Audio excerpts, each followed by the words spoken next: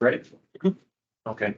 Okay, good evening, everybody. This is Gary Dean, and thanks for abiding by our technical difficulties. We're operating off of Ian's laptop versus the Arlington system. So Yes, sir. if either of us need to speak up, please reply back to us if you can't hear us, and I'll try to, if we have speakers, let's try to move a little closer for everybody. So Julie is in Denver. I'm going to go ahead and open the meeting. And I'm going to start off. Welcome to the January COB meeting. We've got a full agenda, so I'm going to go ahead and start off with attendance. So I'll start with myself. I'm here, Gary Dean. Present David Smith.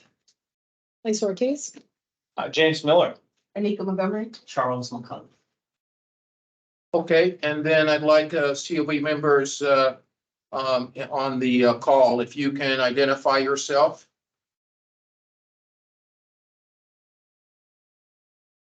I don't know if we have any Okay. members All right, we're online virtually, anticipating- but I'm online. This is Mami Ibrahim, the independent policing auditor. We're gonna have to put up the volume. We can't hear you that well. Okay, I can hear you Mommy, all can you great. repeat? Okay, go ahead. Can you hear me now? Yes. Okay, great. Okay, so Mommy, you're on the call, and we are anticipating Julie to dial in from Colorado. So we will stand by for that call. Did you get any updates on that, Ian? We're still expecting her, I correct? don't believe we are actually, We are not gonna get her tonight. unless you heard otherwise. No, Okay, then no. not since I talked to her last night. Yeah, Today. I have not heard from her today. I don't believe we'll get her Okay, today. so for the sake of our business tonight, do we have or We have 5. we have five? So- Okay. Yeah. Okay. Yep. All right, good. We have a quorum, so we will go ahead and continue. So welcome, and then those also on the call, welcome.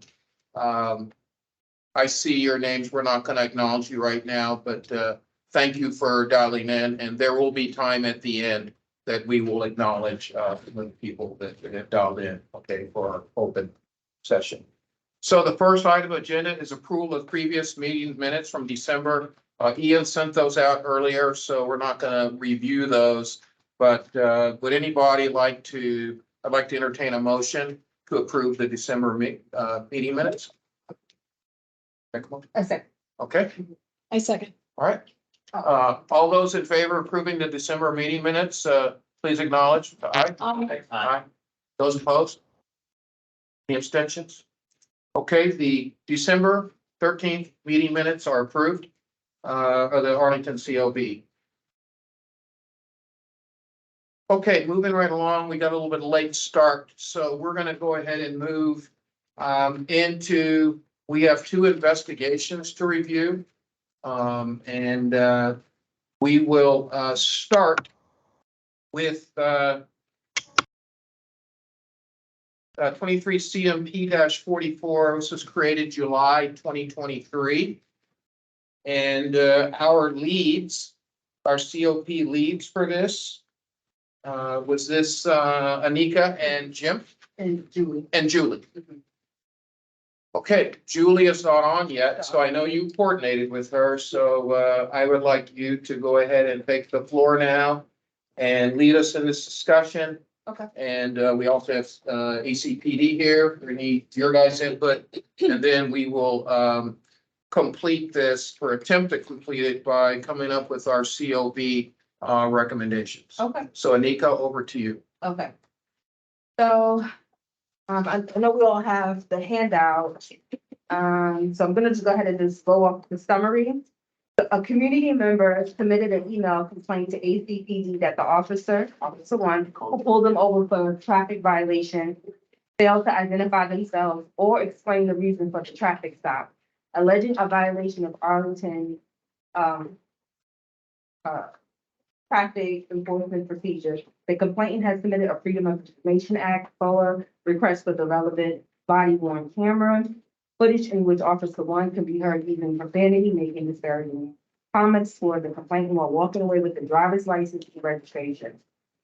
During the traffic stop, the officer did not initially identify themselves or explain the reason for the traffic stop when they asked the complainant to provide a driver's license and registration. When the complainant inquired about the reason for the stop, the verbal exchange escalated after the officer reiterated the request for documentation and subsequently threatened the complainant with arrest for failure to provide identification. After the complainant did provide the officer with the requested documentation, the officer explained that the traffic stop was a result of a violation of a no turn on red and walked away towards the police cruiser, using profanity and making disparaging comments towards the complainant. The complaint involves allegations of violations that related to ACPD's traffic enforcement procedures, as well as the personal contacts policy. ACPD's Office of Professional Responsibility, OPR, investigation memo concludes that the traffic enforcement violation is exonerated while the personal contact violation is sustained. The office, OIPA, Office of the Independent Police Auditor, reports concludes that both policy violations are sustained. So we're gonna go ahead to the actual policies, and that's on page 4. And the first policy 414 .00 personal contacts. It states employees shall be responsive to the needs of the public by rendering prompt and courteous service and consistently conducting themselves in a manner that encourages public respect. Employees are expected to conduct themselves in a professional manner at all times. I don't have to go through the whole policy, just wanted to highlight the main point of that personal contact, basically to have respect and courtesy while you're conducting professional business within the county. The second one, 54.104 traffic enforcement, the procedure, it says the officer should greet contact with traffic violators. The officer should greet the violator in a courteous manner, identify themselves, explain the reason for the stop, and request the driver's license and vehicle registration.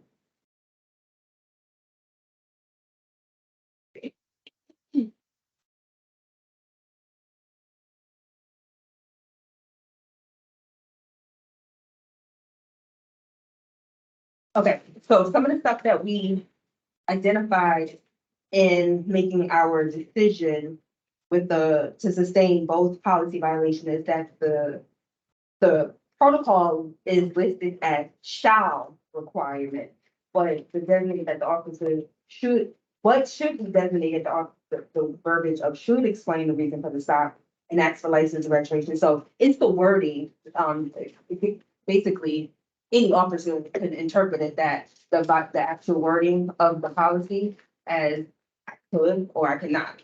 I don't have to. It's not specified in the actual policy that I say this is why you're being stopped. It's the word should. The officer should greet the violator, and that could be interpreted by different people in different ways. And from this outcome, this particular officer interpreted the way he felt, and he's had extensive, I think they said he's been on the force for over 20-something years doing traffic stops, correct? Okay, so that's something that, oh, I thought you said something, sorry. That's something that, we feel should be looked at, so this can, change in the future, and we don't have to be back here again with another officer interpreting it with the word, because they see the word should in the policy.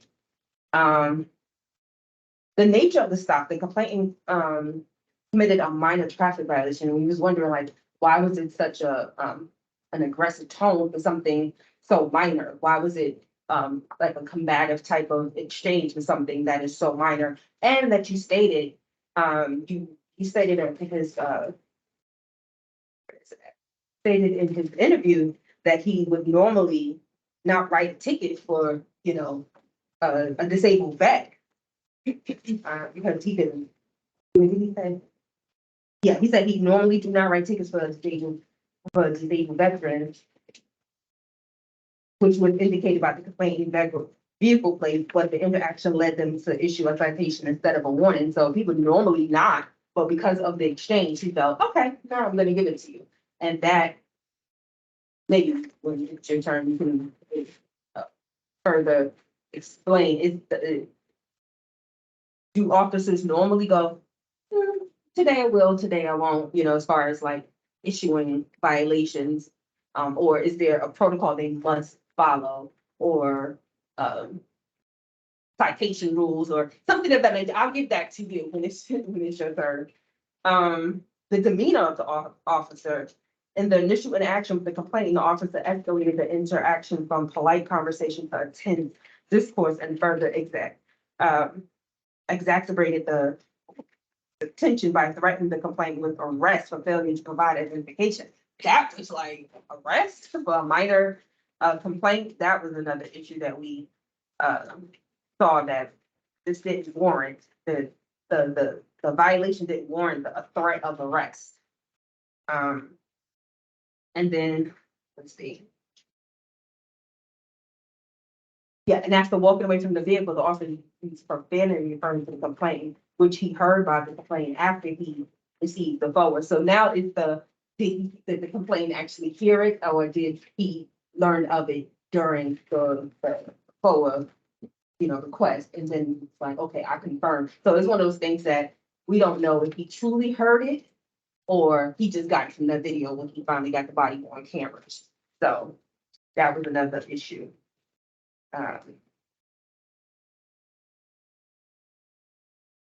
Because of the unreasonable escalation of tension with the complainant and the use of unnecessary profanity, even out of earshot, we recommend sustaining the allegations of violation of the personal contact policy.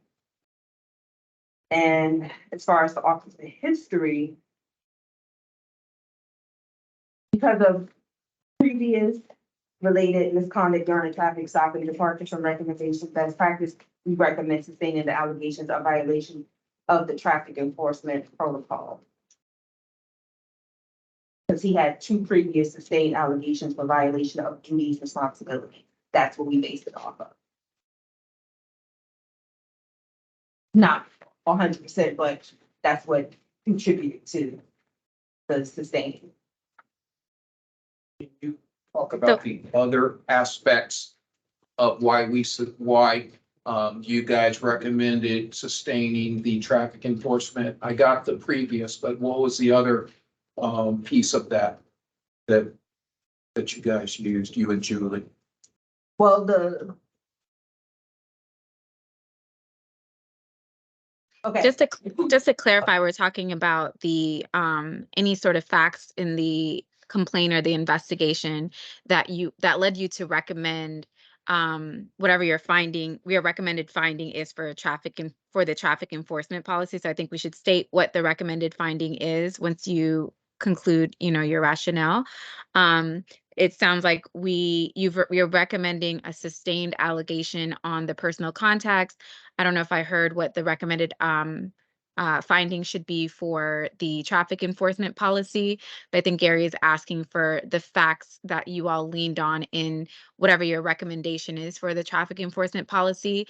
And then I would recommend that the discipline conversation be a separate conversation from the allegations conversation, just to make sure that the 2 factors don't get mixed up.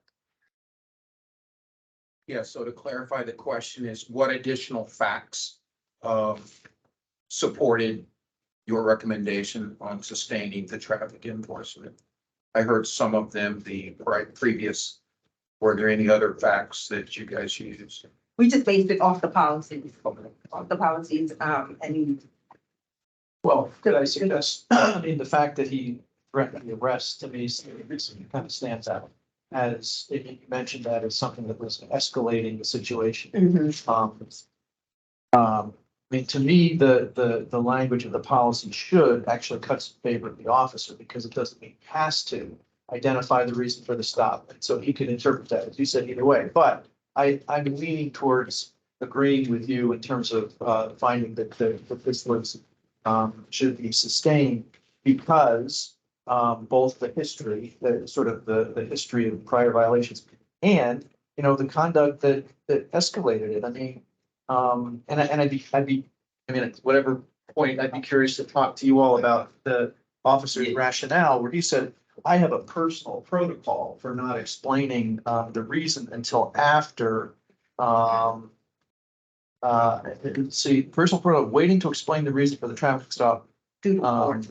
due to court. I don't understand that. I don't, so to Well, me, I'm that glad doesn't. that you are, because I first was like, I don't know if I want to do this thing, but then after we further, just talked about it, I was like, okay, I could understand why, and that like you said, the way the verbiage of the policy was written, I can see why you came up with, well, it kind of exonerates him because of the concurrent, Doesn't mean I have to. It says I should. right, Um, so that would actually be in his his favor, favor. right. If you base it off of how it's currently written. So But it's it's one of those interesting. things that kind of, I'm glad we together, we can Yeah, debate about that. I mean, yeah, because the should to me, I actually understood why it says should, because if somebody comes out of the car, guns ablazing or just, I mean, it's like, hi, I'm Officer Smith, I'm stopping. It's like, Yeah. so that needs to be should, but I didn't see anything specific factual actions that would support, why I don't need to follow policy. Mhm. In this case, I didn't see any exploratory things that they're trained to recognize to say, oh, I gotta throw down. So that was but I appreciate that. I was just trying to make sure I understood the fact, at least what facts you guys. I was with you on that, like where you were at with should and where you were at with should. But then, and the scenario that you just said right now is the one that came to mind. Oh, what if someone comes out? I thought to myself, we don't create these things for the anomaly, do we? That's the anomaly, right? That's the anomaly. Should. And then I looked at that exonerated and it's what was lawful. Should, okay, yeah, sure. But and proper's in there too. And was this the and proper? Yeah. I think that's the thing, because now let me go back to your example of, well, someone comes out gunfighting. Okay, so that was our. Then I thought on the should thing, well, I can argue should ad nauseam then too. If there's a should, well, sometimes I do these steps differently because I have my way. Well, then should mean that, well, you can choose not to do a step. You could do maybe just one, maybe just two, maybe you can move them all around. If we're gonna argue should ad nauseum, then I might as well not really have a policy. I just have a tip. Here goes a tip, but it's not a policy. So it was very distressing to me to witness an interpretation that just was like, well, hold on a minute now. We're now watering down our own policies. If now it's, well, it says should and not shall. And then what was more concerning for me, and I take your point, perhaps we'll get more to this in discipline moving, is that I'm wondering if the deference was for years in. And if this was just 2 years of policing, do I get the chance to say, well, my should is different than your should? And I don't, and that's when I put this with other things that happen, then other questions start like, what's enough? What are the red flags enough? Because this is just the one who decided to report this, but now I'm kind of going a little bit further afield than just this. So I'm gonna lay my other comments to later, but the should part didn't hold weight with me against the preponderance of everything else that went into this, especially when it's exonerated, because and proper. where do you see that improper? Oh, summary of investigation findings exonerated. Incident occurred but was lawful and proper. So in that very first page, and an understanding of what an exonerated finding could mean. Oh, the definition. Oh, that's. If you say that something's exonerated. So let's listen to, No, I'm just saying just an understanding of how one can interpret the word exonerated. before we go to Mummy and Officer Kent, No, Please, no, that you- I'm with Charles. Because exactly for what he said, I mean, if you're gonna hang your hat on, it says should. I think Charles is right. If you don't have a policy, if should means, well, today I will and tomorrow I won't, and maybe I don't know, I mean, it would be nice if the language were maybe tightened up, but you would hope that that the officers are going to lean towards the most generous interpretation rather than say, well, today I feel that I don't have to do it. So I'm with Charles. Yeah, me too. And in this case, I think he should have. And he didn't, identify the reason for the stop. He just asked for identification without identifying the reason. That sort of generated the pushback. Well, why are you stopping me? And I don't understand the reason not to be transparent. And I actually never understand. And I mean, to me, that's a valuable, I mean, I mean, I think there might be some reasons where you don't want to identify if there's an ongoing investigation or whatever, but in a simple traffic stop, well, I don't understand the reason for not being more transparent. So I do think he should have said that. And then, separately, the whole thing under his breath, whatever that, yeah. And it sort of told a lot about where his mental state was. And that was another thing as far as the thing under his breath. Making a statement, the disparaging remarks under his breath, and the complainant only really confirming it after the video. So in reality, he didn't hear that initially. That interaction actually occurred. He only heard it after he got the photo. So it's like one of those like things that you do need. Is that Like, if you normal? literally Would you can hear recommend it, is it as bad? Is that what you're kind of? that? And it, I don't know. I'm torn with that one. But okay, we can move on. So, Yeah. Mummy, is it appropriate for us to just get your, I mean, we see both of your recommendations. Do you want to follow up before we go to, ACPD, OPR? Yes, sure. First of all, thank you, Anika, for leading us through this discussion. You did an excellent job. And thank you all for the engagement on this investigation. I think the conversation has been really interesting. I thought this particular investigation was really interesting for several reasons, even though it's a pretty simple, not really serious traffic stop or extreme situation. I think it raised a lot of really interesting conversations about like policy interpretation and um on the I will start with the traffic enforcement allegations since we were talking about that more. Um I think there's two issues with that one. One is the use of the word should instead of the word shall, which, as you all articulated in your discussion, obviously there is a reason for there to be some flexibility there because depending on whatever the circumstances are, an officer is going to need to make a judgment call on whether or not it's appropriate to be able to, do all of the things that are articulated in that policy. The second piece is the order of how those things are listed. It doesn't necessarily necessitate that it is done in that particular order. And this particular officer just liked to do things in a different order. I think there is an argument to be made that it doesn't have to be made in a particular order, in that particular order. So maybe you get the license and registration first, and then you tell someone the reason for the stop. I think, for me, a plain reading of the policy kind of outlines what a professional expectation should be at a traffic stop.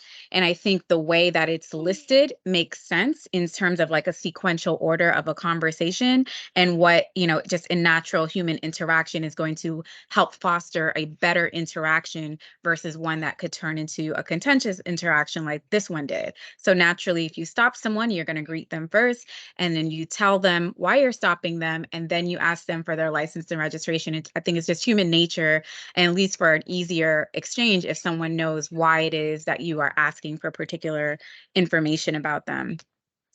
So I think that those are kind of like the semantics of the policy, but when I read the policy as a whole, I think it's clearly outlines what the department's expectations are around an officer's professionalism at a stop. And I read the word should to mean, barring some sort of exigent circumstance. Now, could the policy be, a little bit cleared? It could be cleared up a little bit. And I did make that policy recommendation to say maybe you should add some words that say, should be done barring or shall be done barring exigent circumstances or something so that it's more clear that this is the expectation.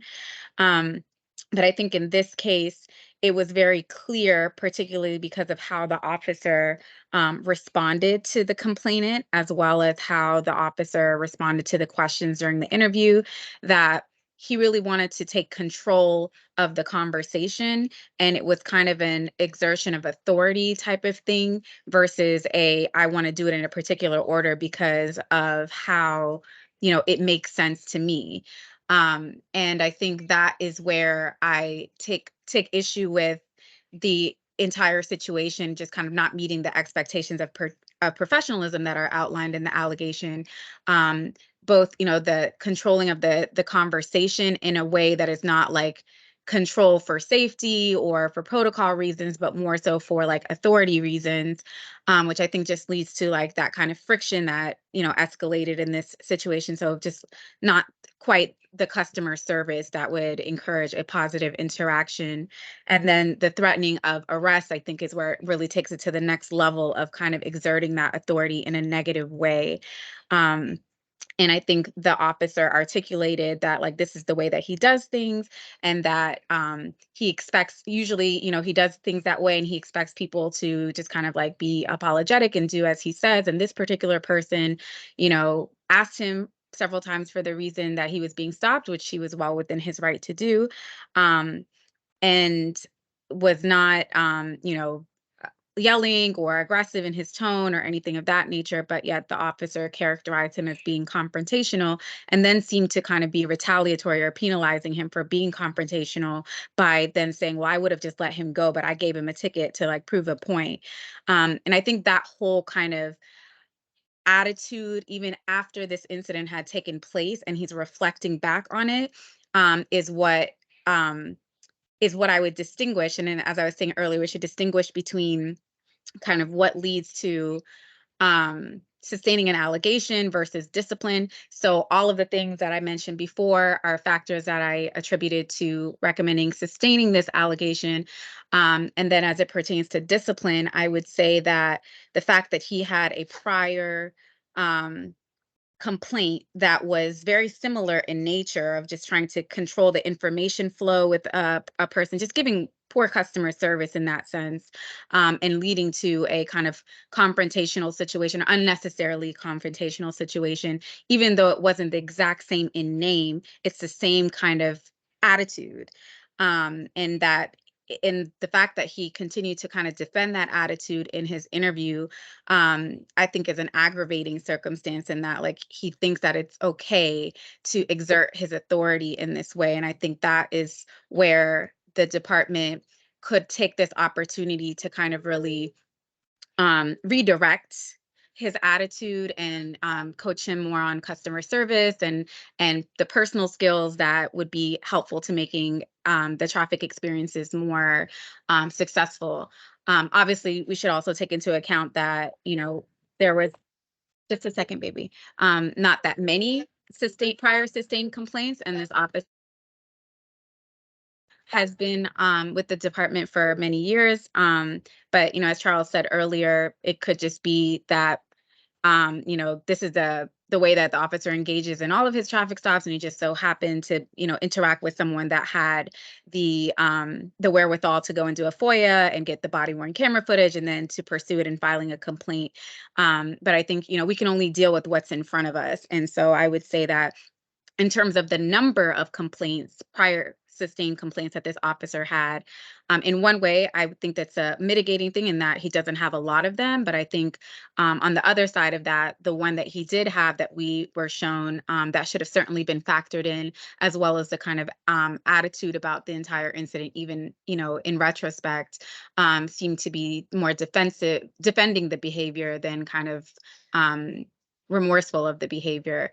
So for those reasons, I would recommend a sustained allegation, and I recommended that the discipline could have been more could have been escalated if they had sustained the allegation and also considered his previous allegation for duties and responsibilities. On the second issue with the personal context, also I should mention with that first issue, I meant to mention this as well. As I stated in my report, I actually thought that the police department did, specifically OPR did an excellent job of outlining all of the behaviors that this officer exhibited that were not up to the department's professional standards. So I agreed with all of their rationale. We just disagreed on the outcome, like what to call it, where to categorize it. And I think essentially what OPR did, and I will, obviously let them speak for themselves, is they classified all of the unprofessional behavior under the personal contacts allegation. And I personally thought that they were two separate things. One, it was the interaction at the vehicle, and the other was the interaction when the officer walked away from the vehicle. And so as a segue into the personal contact policy, this is where I thought that the police department really did an excellent job of taking the allegation and kind of looking at it more holistically, specifically as it pertained to the comments that were made on body-worn camera. The fact that the comments were made on body-worn camera did not preclude the discussion from happening about what was said. And I don't think that the complainant would have heard what was said on body-worn camera, the profanity that the officer used towards him, had he not FOIA'd his body-worn camera footage. But he did FOIA his body-worn camera footage. And this led to a really interesting conversation where I think, it became, this became an issue of first impression, if you will, because remember, body-worn cameras are relatively new within the past couple of years. That officers now understand that, anything that they say on body-worn camera can be FOIA'd, and people may not hear it in the moment, but they may hear it afterwards. So I certainly encourage that kind of broad interpretation of the policy. I think perhaps, that the language of this policy may need to be expanded so that officers, in fairness to them, have a clear understanding of what is expected and where they can be, I guess if you'll say, like, penalized, or their actions can be analyzed. So just because you're not within earshot doesn't necessarily mean that you may not, your actions may not be looked at under this policy. I think, for this particular investigation, they looked at a number of different things, not just the things that were on body-worn camera. They also looked at the interaction of them when they were first engaged with one another during the traffic stop. And so in totality, then sustain the allegation for personal context. But it would be my recommendation to sustain for both. I know that was very long. So if you all have any questions, I'm happy to answer them. If not, happy to pass the mic over to OPR. Yeah, before we do, and here again, thank Chief Penn, Chamberlain for being here, and Jack and Kim for being here also.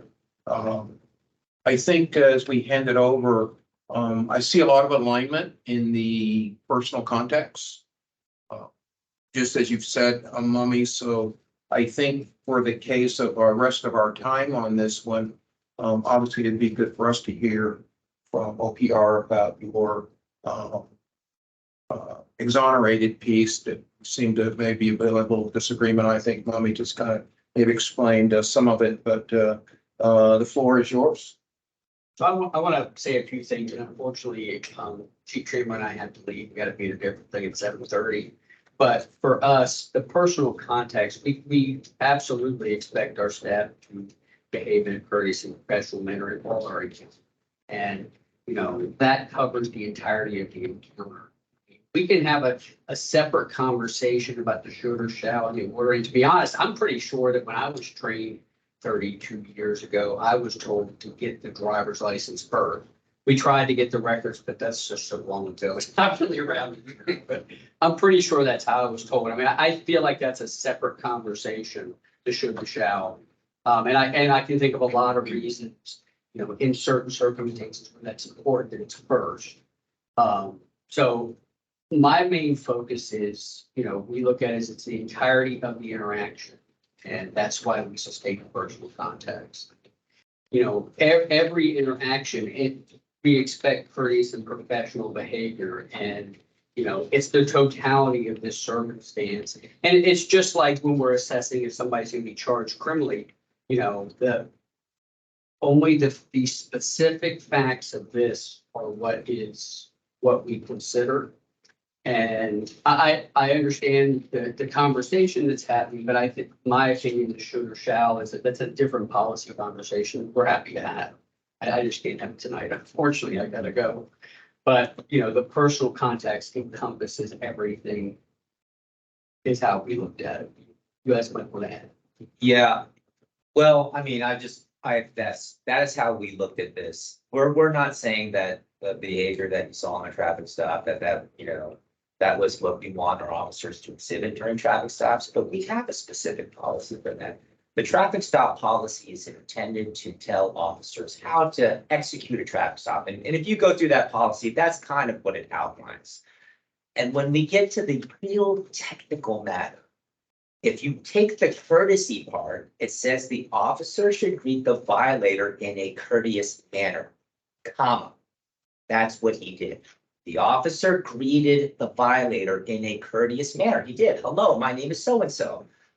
You know, and that he did that in a courteous fashion. And that's kind of where we're at with the policy. But we're not saying that that traffic stop went the way it should have gone the entire way, but we have a specific policy for that.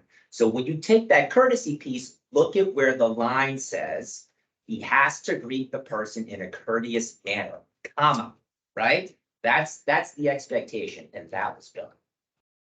So getting back to the facts question that Mommy brought up to kind of get us all kind of refocused here. So that's one fact. I guess what I'm doing is I'm taking that is a fact related to the traffic enforcement policy that he checked that box. correct. Okay, what other facts? I guess I'm interested in what other factual things supported the Exoneration. exoneration. And so you guys had the discussion, and I certainly appreciate it. I'm actually learning a lot from listening to this discussion. There's a sequencing of it, right? You know, and we talked about what is the sequence that this has to be done. And as you read the policy, it really doesn't define a sequence. All those things that are listed under the should category were done, right? For this particular piece. And again, please don't take what I'm saying as I'm okay with how that went down, but when I have to look at the technical matter of applying a policy and whether or not it's sustained, not sustained, or exonerated, I have to look at whether that officer has checked all those boxes off. As far as proper is concerned, well, he did all those things, right? But we didn't really like the way that it was done. That's addressed in a separate policy. And so that's the position of officer professional responsibility. It's kind of like what Money said. It's like, we really didn't deviate too much. If you look at the meat and potatoes of our two reports, there's not really that much deviation. It's just when it comes down to these very, very, and I hate to use this, but legal findings, right? I have to apply a standard. These officers are very educated. They all went to college. A lot of them have JDs. A lot of them have master's degrees. I have to apply what I can defend because someone will look at that policy and say, show me where I didn't do those things. And if all those boxes are checked, then I have to give that to the officer. However, you can see holistically that was not done well. And there's a separate policy that addresses that. So that's the piece. And I do want to address the discretion piece where I think there was a question that was brought up that was like, can officers just decide whether or not to write a ticket to someone? The answer is yes, but then I'll put an asterisk there, which is for someone to say, well, I wasn't going to give him a ticket, but now that he upset me, I wasn't going to give him, but now that he upset me, am I okay with that? No. And traffic enforcement should never be done as a punitive way because you did not like the way that you were interacted with. No, that's not okay. Can an officer say, I'm going to provide you deference? Because I think on the last meeting, we had some deference that was applied to an individual who was experiencing some financial hardship, and those officers at that traffic stop gave that individual some deference. That discretion exists. And that's the kind of discretion we want the officers to apply when they're doing traffic enforcement for, I don't know, how best to say this, like noble reasons. And I think being a disabled veteran is a noble reason why you would provide someone deference during a traffic encounter.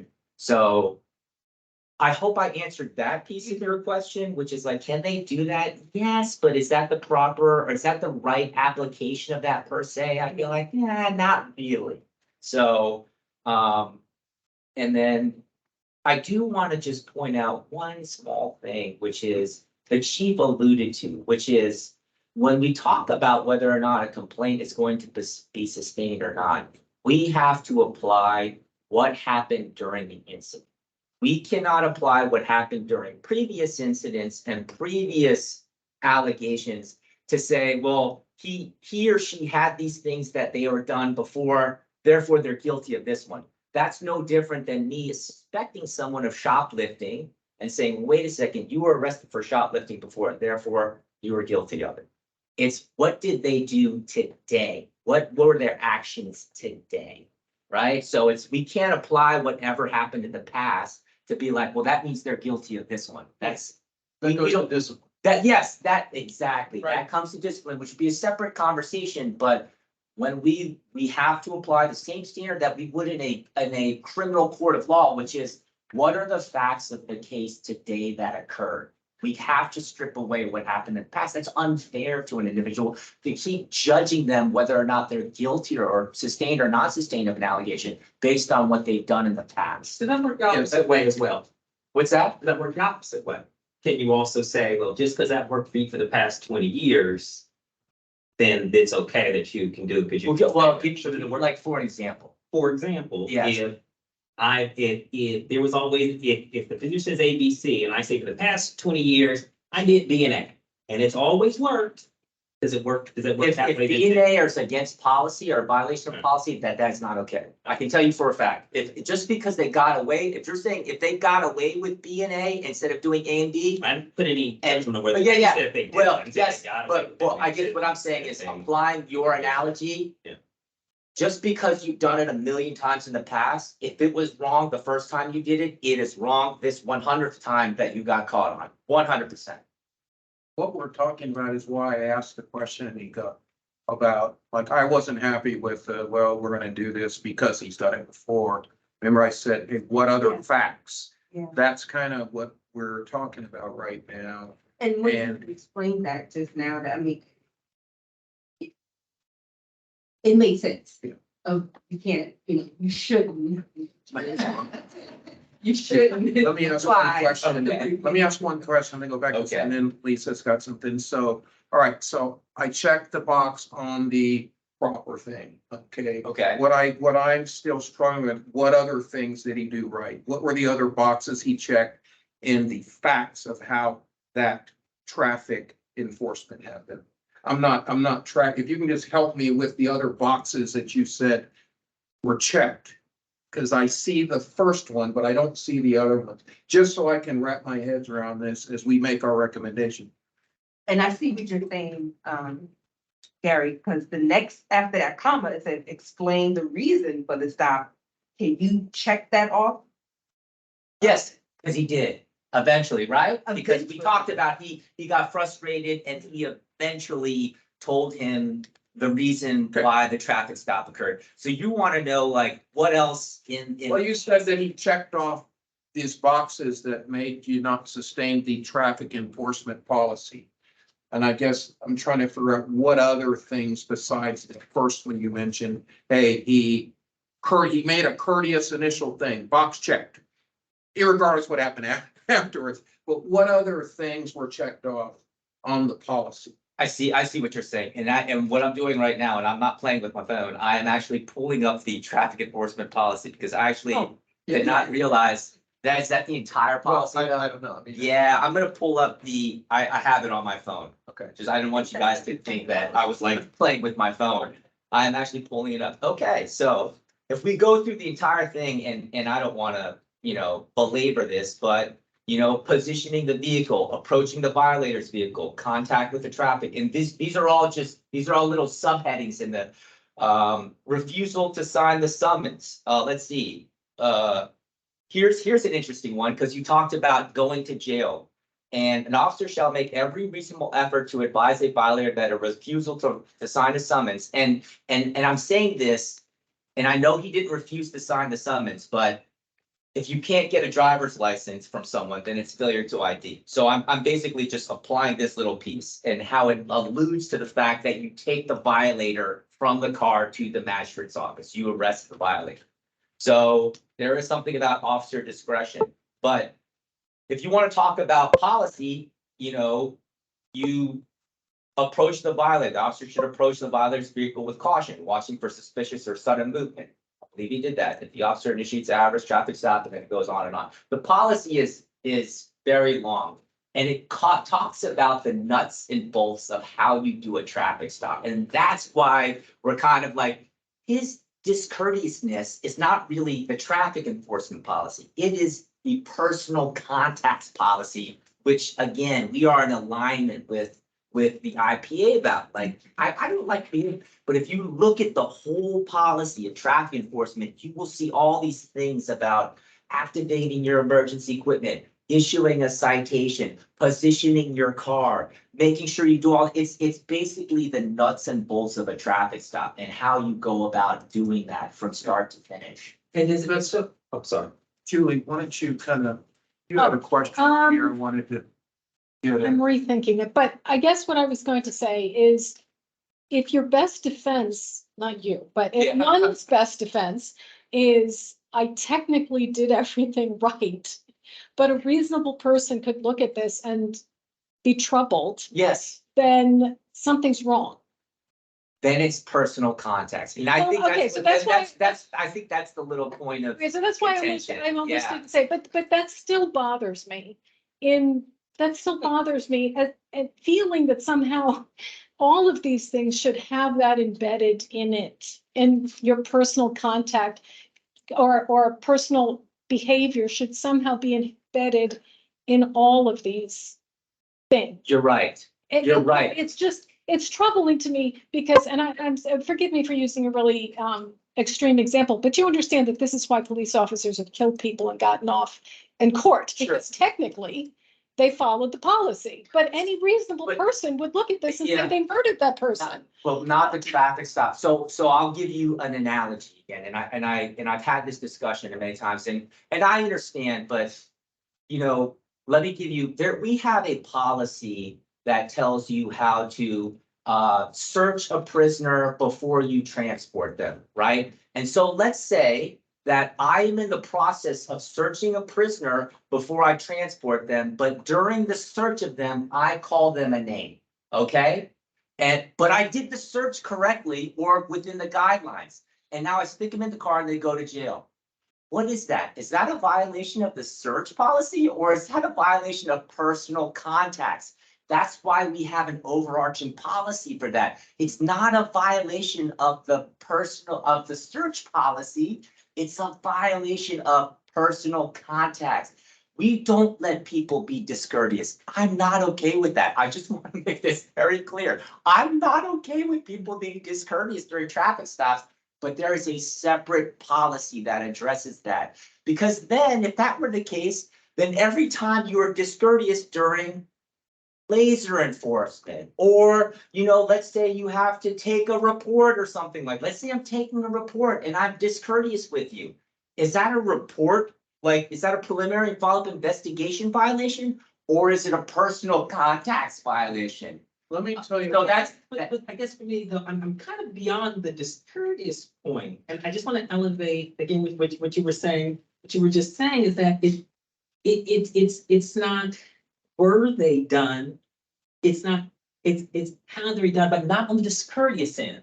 Because if it's just a tick box, then in theory, he could have gone through this entire thing, and just as long as at some point he throws in a ticket and says, oh, by the way, this is why you got the ticket. at the very end, when it's all said and done, then that's okay. If No, he takes the license. no, I- And he just, but then he's like, oh, I'm sorry, by the way, can I get this license? Like at what, again, you almost have, and I know it's turning on this should, but the problem with should, and it using a rationale to say, well, but he didn't do it, is then that it can lead you to these ad nauseum type of arguments where you're like, oh, well, at some point, he did explain. At some point, he Yeah. did request. And at what point is it when you are being compelled to explain? Not ask once, not ask twice, ask 3 times. Yeah. Did you really explain in the manner that this should was thinking and was just, and that this department wanted that should to happen if you had to be compelled basically to explain? That's not the manner of the should, I think, that this policy is talking about. Yes and no, and so I appreciate, Scott, I appreciate the question, because these are actually very interesting questions. Having done traffic stops, in my earlier years, many times, I've done many traffic stops. And I will say this, every officer kind of has their own way of doing their traffic stop. And it's important for us to make sure that that individual, as long as it's within 10 degrees of aspness of like being okay, to allow them to do that, because some people are more comfortable like talking and telling someone right out front, hey, get your driver's license, blah, blah, blah. Some people, like the chief was explaining, just weren't trained that way. Like, and I know exactly what he's talking about. I believe when I went to the academy 23 years ago, they harped on us, make sure you get that license first, because if they drive off, they can pull a gun out, they can shoot you. You will never know who they are. Get that. That's your first thing, is to get a hold of that license so you can identify who you're dealing with. They could be not the owner. There's a multitude of reasons why you need to grab that ID and identify the person. You are detaining them. It is important to figure out who they are. So we need to provide a little bit of latitude when that comes. Some of it is like, EQ, like, right? If someone is being like, well, why don't you just tell me why reason? And you're like, well, this person probably, yeah, sure, I'll tell you. And then maybe go and be like, now that I told you the reason, would you mind giving me your driver's license? But everyone has a different way of doing things. And, all of us have different experiences. So I think this is a long way of me saying, yes, Charles, you're right. There's not this clear pattern, but it needs to be that way, because we have to allow officers to do the best version of their traffic stop that they possibly can. And everyone is going to do it slightly different. Do I think that this was the best version of an ACP traffic stop? Absolutely not. So, but the other officers could probably have done the same sequence, right? The same sequence, but had a completely different outcome. So that's why let's just look at the delivery of this. You know what I mean? Because I think you could sequence it the same way and have the same outcome. So here's my last comment, Jim. So when I look at a policy like this, ACPD's policy, citizens of Arlington, and this is why I have a problem separating them. Because that policy and those steps, the technical steps, the purpose of it is to have a successful outcome for both parties. The reason I can't separate them is I cannot say that was a successful outcome. So if you separate them and you're saying that's success, as a citizen of Arlington, I would say, and the people we represent, I don't think we think that's a successful implementation of the technical aspects of that policy, because when you pull them away, you separate success. You don't have a policy just for a policy. The policy everything goes to policing and success. And I can't call that, I'm having a problem. When I separate them, I go unsuccessful execution that was caused by the person. I totally agree with you, but I just can't pull them apart. Now, I'm just being honest, and Jim, over to you. You've been quiet. Thanks, Captain Kim, for some of this explanation. The difficulty is that the section contact with traffic violators is not equal to the personal contact section. And that first, they should be, in essence, if you're saying that it should greet the violator in a courteous manner, that should complement your policy or the policy for personal contacts, that all employees will treat persons with respect and not use and so on. And that is where a lot of course, and we could probably go over every single one of your policies and do the exact same thing. I think in essence, it's a recognition of that we're not one should supersede the other, but should be in complement. I agree. And this is hence the point of the conversation. If one says different than the other, it becomes more subjective versus. Yeah, I mean, I think that's an interesting point. I'm really torn now. So I want to make sure that let me go back to Gary's point, because Gary makes a good point about successful outcomes. And remember what I said, I believe you can sequence this traffic stop in the same exact manner and have a successful outcome. If that is the case, then the policy was followed, just the delivery was not, the execution was not that great, but that's not a policy violation. And executing a policy, just not executing it well is not necessarily a policy violation. I'm doing what I'm doing. If I can do the same thing that officer did and have a successful outcome, that means then would we say that was an exoneration of traffic stop policy, right? So but the argument here is that if you, before the comma is courteous manner, and if we apply the standard of what ACPD considers courteous manner, then treat all persons with respect and will not use degrading. We go to that very first, very long sentence.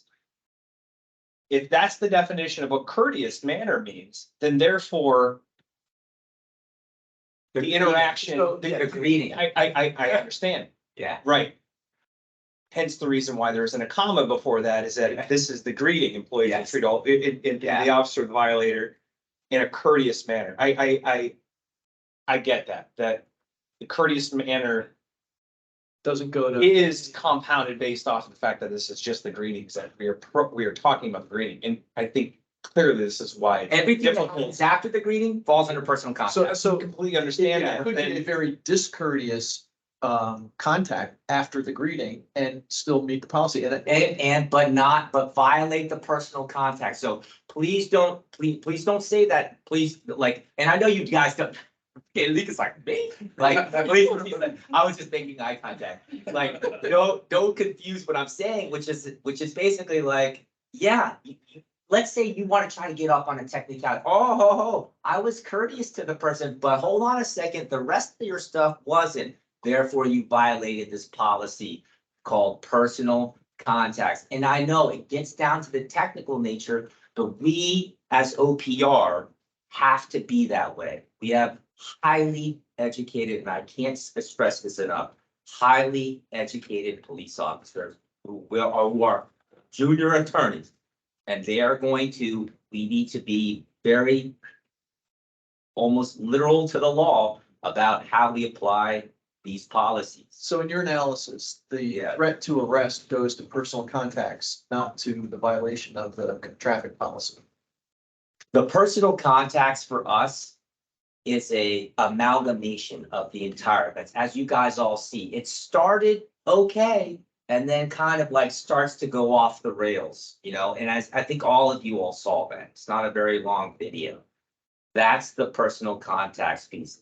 As the chief said, holistically of the event was not consistent with our personal contacts policy, which is to be courteous. And then again, to say someone was discourteous here and discourteous there. Well, let's say this individual called this person and came back and called this person another curse word or something like that. Is that a second violation of personal contacts? I mean, at what point, you see what I'm saying? That's why we have to look at the event holistically. And is every time you say a bad word, another violation, another violation? And are you gonna see this Rolodex of like 10 personal contacts violations for every single word? No. But if someone is egregious with that, we'll apply the appropriate discipline for that singular event. That makes sense. So to just answer David's question, the threatened to arrest still complied with the traffic policy.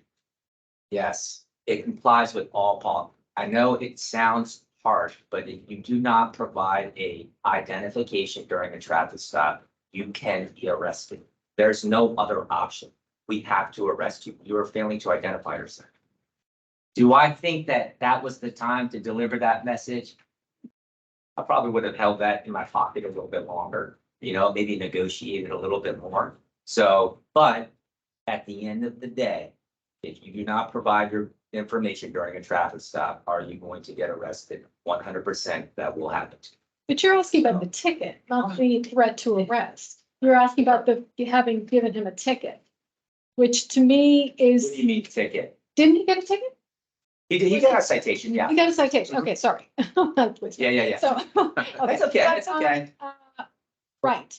To me, that actually, I'm convinced that he violated it because he used a procedure to take, to get back at a citizen.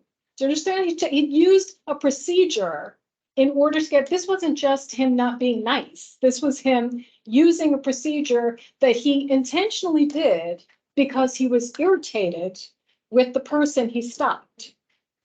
That is But the difference. He did violate the red line. That's not the point. The point is he said himself that he wouldn't have done it. He changed his mind. Exactly. Yeah, I know. And the fact that he admitted it is the proof that that he didn't follow this properly. He abused his power because he was he got upset. And that's not okay. Well, So now I'm convinced. Mommy has, Yeah, mommy, sorry, I've seen you chime in. Go ahead and enlighten us, please. Yeah, I just didn't want to cut anyone off and also didn't want to forget the two comments I made were just again to clarify as we're talking about previous allegations that only pertains to the part of the discussion on discipline. So it should not factor into whether or not to sustain the allegation for the current circumstance.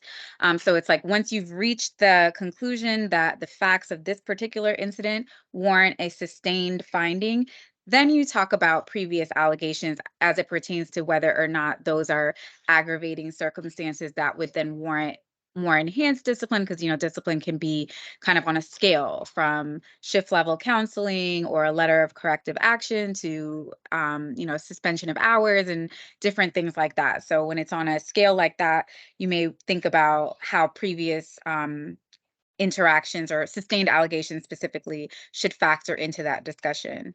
And then my second comment was just that I think where I differ in this discussion is that I think unlike other policies or million policies in the ACPD directive manual, they don't all speak to the kind of interaction.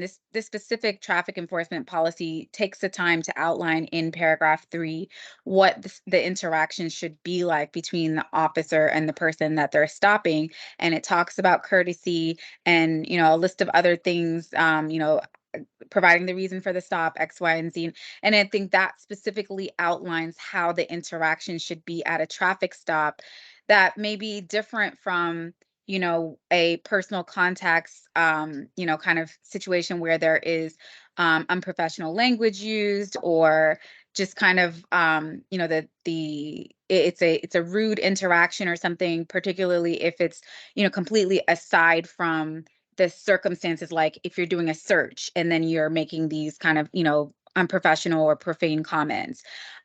This particular policy outlines like how this interaction should go. So for me, it's a number of factors. It's the kind of back and forth. It's the lack of courtesy. It's the kind of like retaliation of, okay, now I'm going to give you a ticket. It's the kind of like abuse of like of his authority in a way that led to this overall lack of professionalism at this stop that I think is different than the profanity that was used when he was walking away. And that's what I was saying earlier. And I feel like it's two kind of separate interactions that I think like this policy is there and it outlines what should happen at a traffic stop. So I think that's why I think it is the language is there to support or to analyze this conduct under this particular policy. But I think, you all have outlined a lot of really great points. And I think that, we are aligned in the sense that we can all agree that the conduct was unprofessional, holistically. So I think it's just kind of how you all want to split the baby or split the apple or whatever, saying you like to use. I had one more question. Go ahead. For somebody. Yeah, let's vote after this.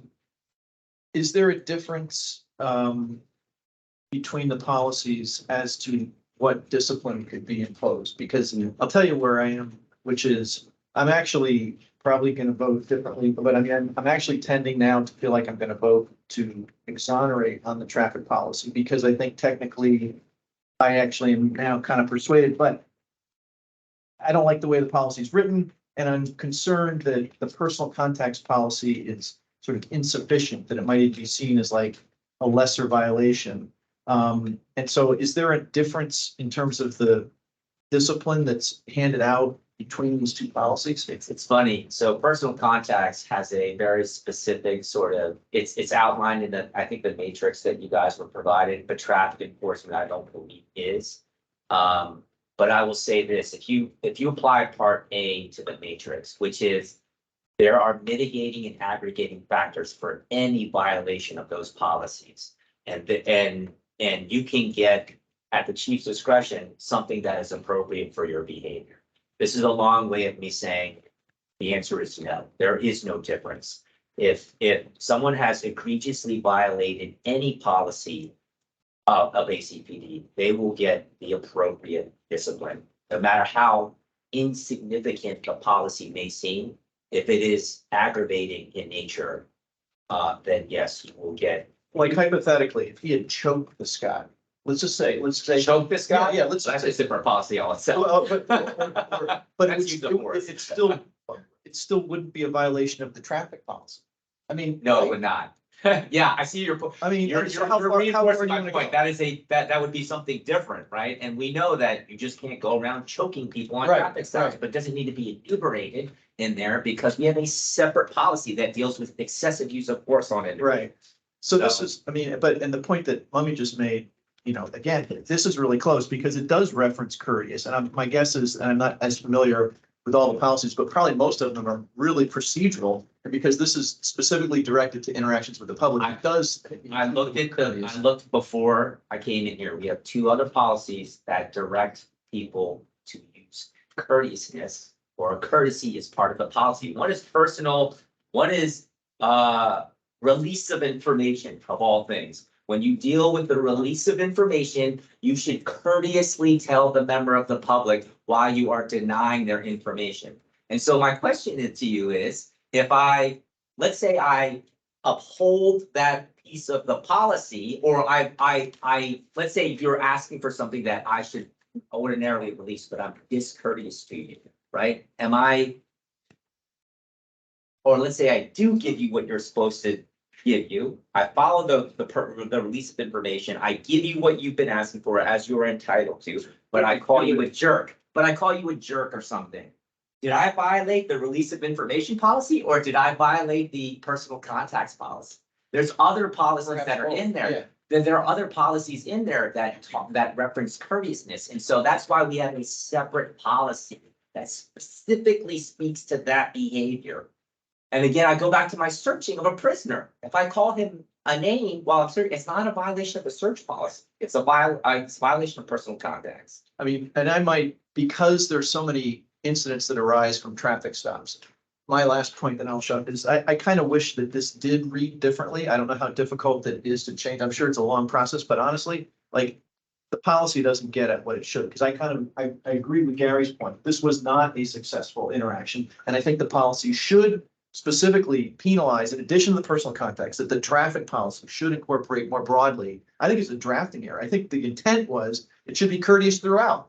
But anyway, that's a point for a different matter. But anyway, Before we move on to vote, Okay, last time, go ahead. because I don't get a vote, my recommendation is to, and for me, is to exonerate. I don't agree to sustain.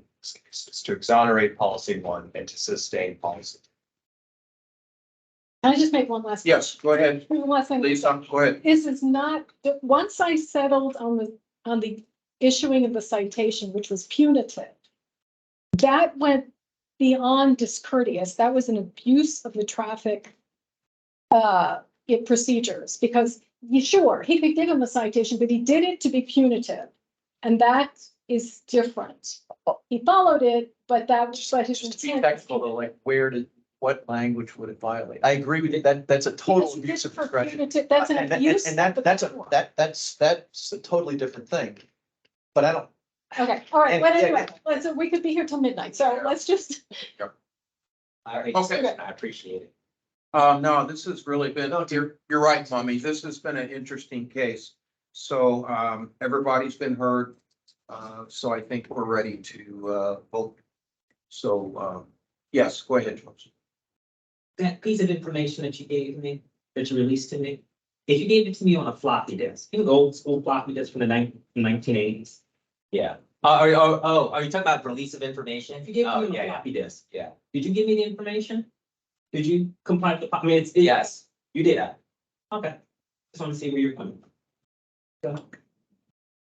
All right, we'll do the easy one first. Personal contacts. COB, I recommend sustained. I, Anybody have a different recommendation than sustained on the, personal contacts allegation? Okay. So, sorry, Nico, what was your vote? sustained.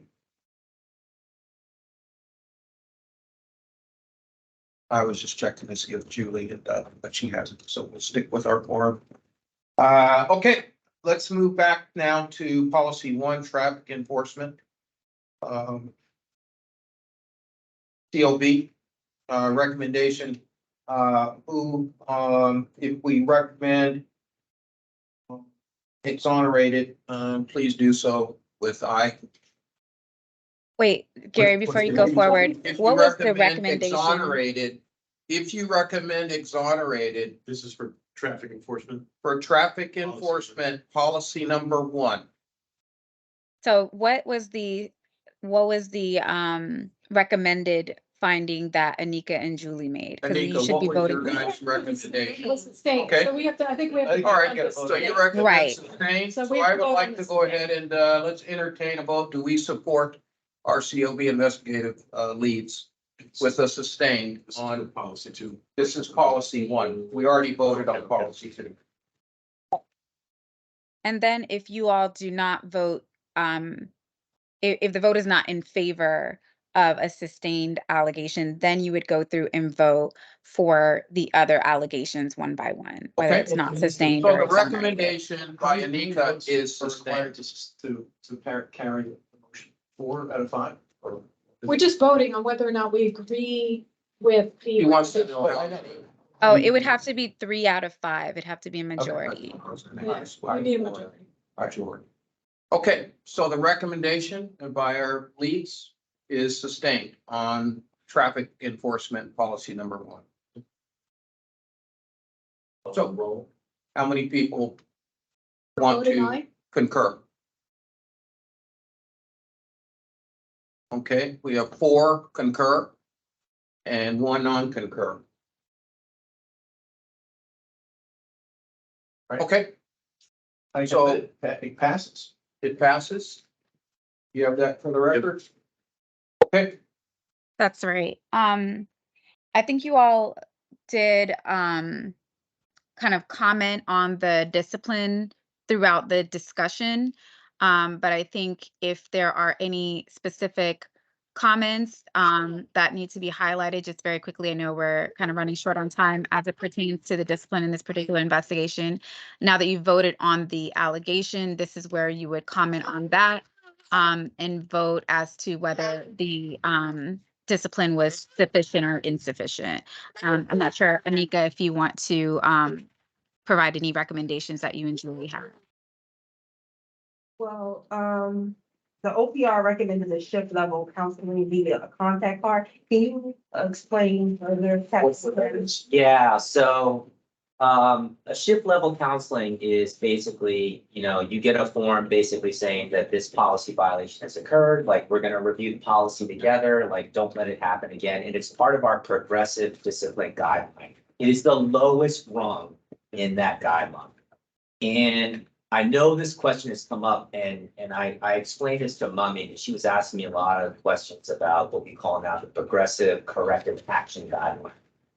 In the past, the way that the progressive discipline guideline worked was that we could only look back 12 months. And we realized that that was a flaw in the system. Because if you have a violation that occurs 12 months and 10 days in the past, that would, on a technicality, that would not be incorporated into this conversation of discipline. So we took out the timeframes altogether. But when we talk about what should count and what should count, that 12-month period is always informally looked at. Basically, well, let's look at the 12 months first. If there's something maybe 13 or 14 months back, we'll capture that in.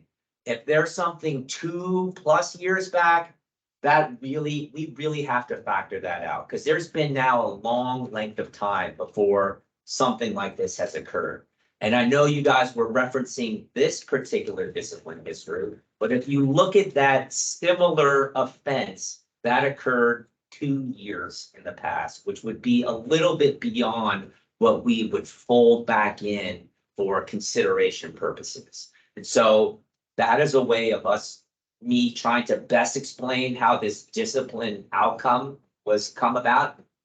Again, we look at the incident, but then we have to look at consistency across the board as well right? So if we're doing this for this particular officer, we have to make sure that we're trying to be as consistent as we possibly can for all officers. And like I said, it starts at that 12-month look. It can go beyond it.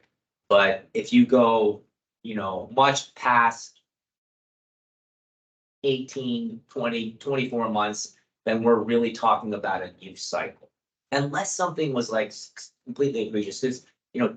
Can you refresh my recollection about the time frame, because there were two things, weren't there? Yeah, but one thing was not related to this at all, and that was the more recent one. Yeah, but Not, when you talk about relatedness, then tease that out. I don't want to get into discipline conversations on this open forum, but I can tell you it had nothing to do with traffic stops. It had nothing to do with anything even similar to this whatsoever. That may not be a plus, but. I think so- what Charles so was Charles, asking I was a think- more general question though, which is like, can you just talk generally about how you kind of analyze correlation? Is that, that's what I heard, Charles, is that right? Or were you Right. asking specifically? Right. So let me give you Something more deals example. if something deals with like behavioral patterns, for example, it may be manifest in Yeah. a different type of incident.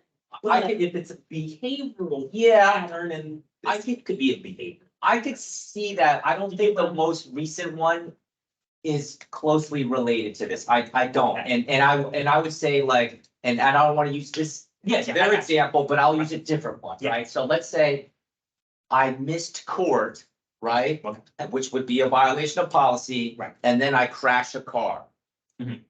Two completely separate things, but are we gonna say, oh, well, you missed court last 6 months ago, therefore this crashing of the car, we're gonna up the penalty that we would do. So those two things are completely unrelated.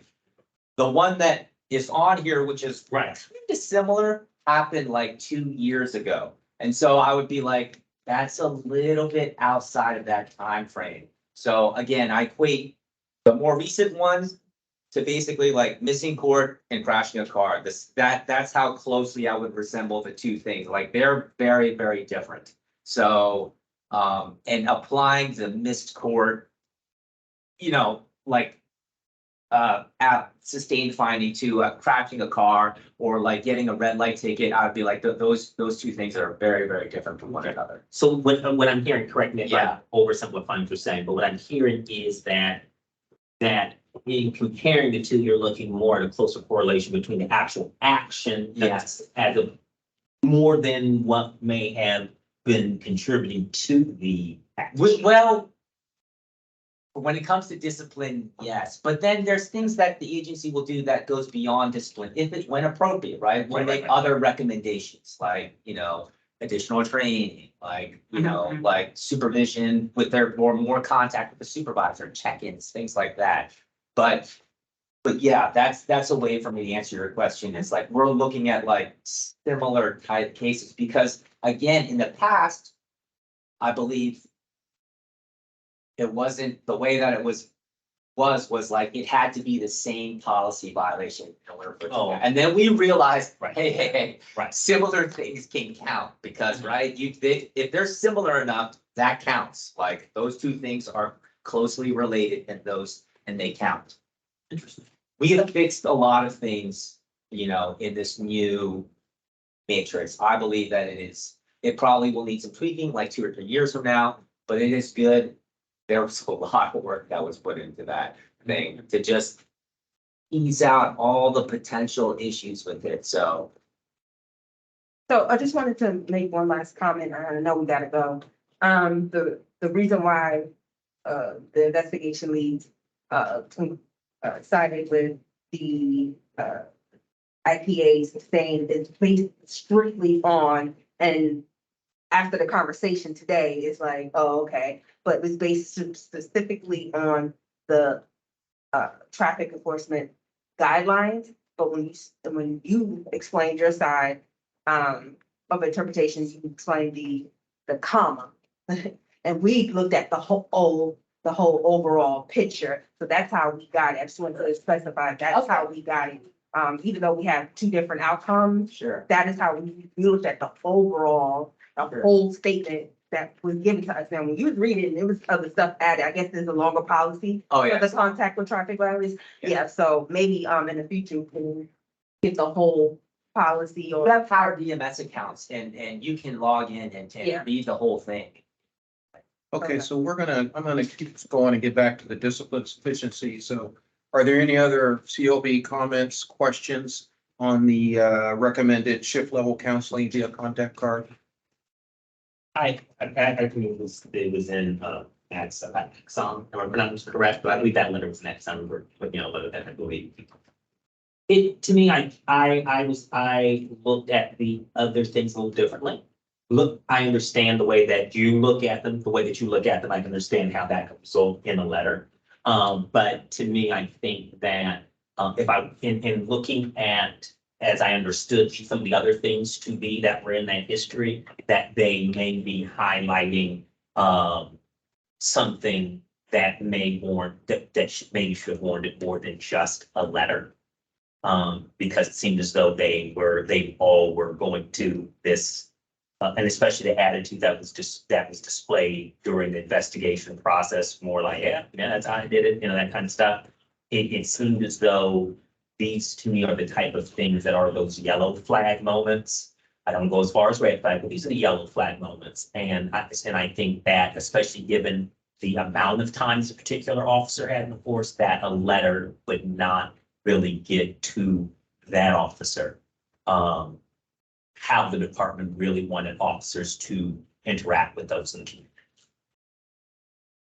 So more should have been done. So Anika, did you guys have any other comments, recommendations related to discipline before we vote on sufficiency? No, we didn't have anything else.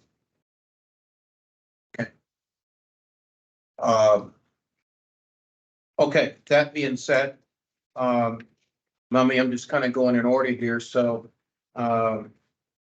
if you didn't have any recommendations here, so we're supposed to vote to determine whether the discipline was sufficient or insufficient. Yes, that's right.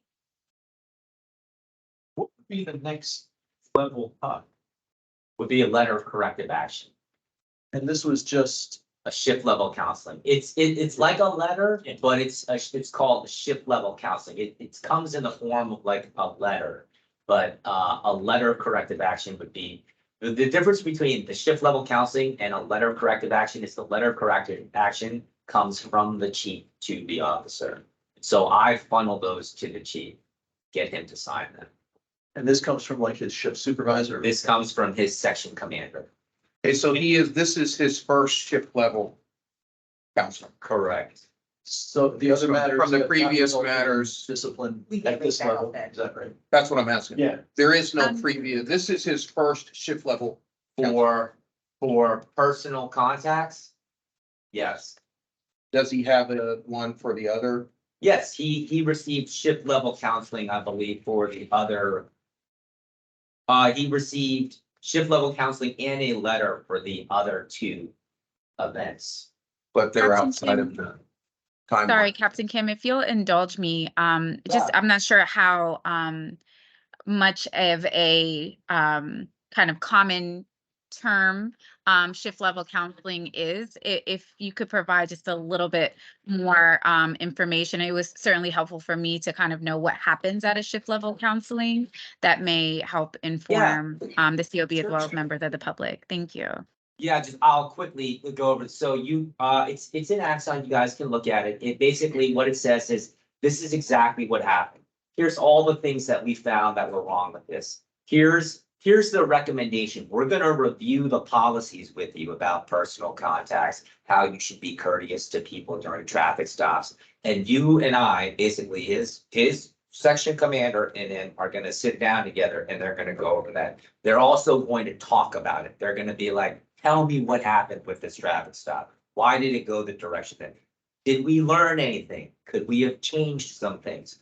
Can we do better in the future? All those conversations occur. I know this because unfortunately I had to issue those shift level counseling, sessions to officers. But yes, they come into my office when I was in a different position and, we have a chit chat and we go over the policy and we talk about what happened and how they can do better. So that's the shift level counseling. The letter would be the next step, which is basically the same process, but it's a more formalized document because comes from the chief to the individual. That's the difference between those two. And how long are they in the file?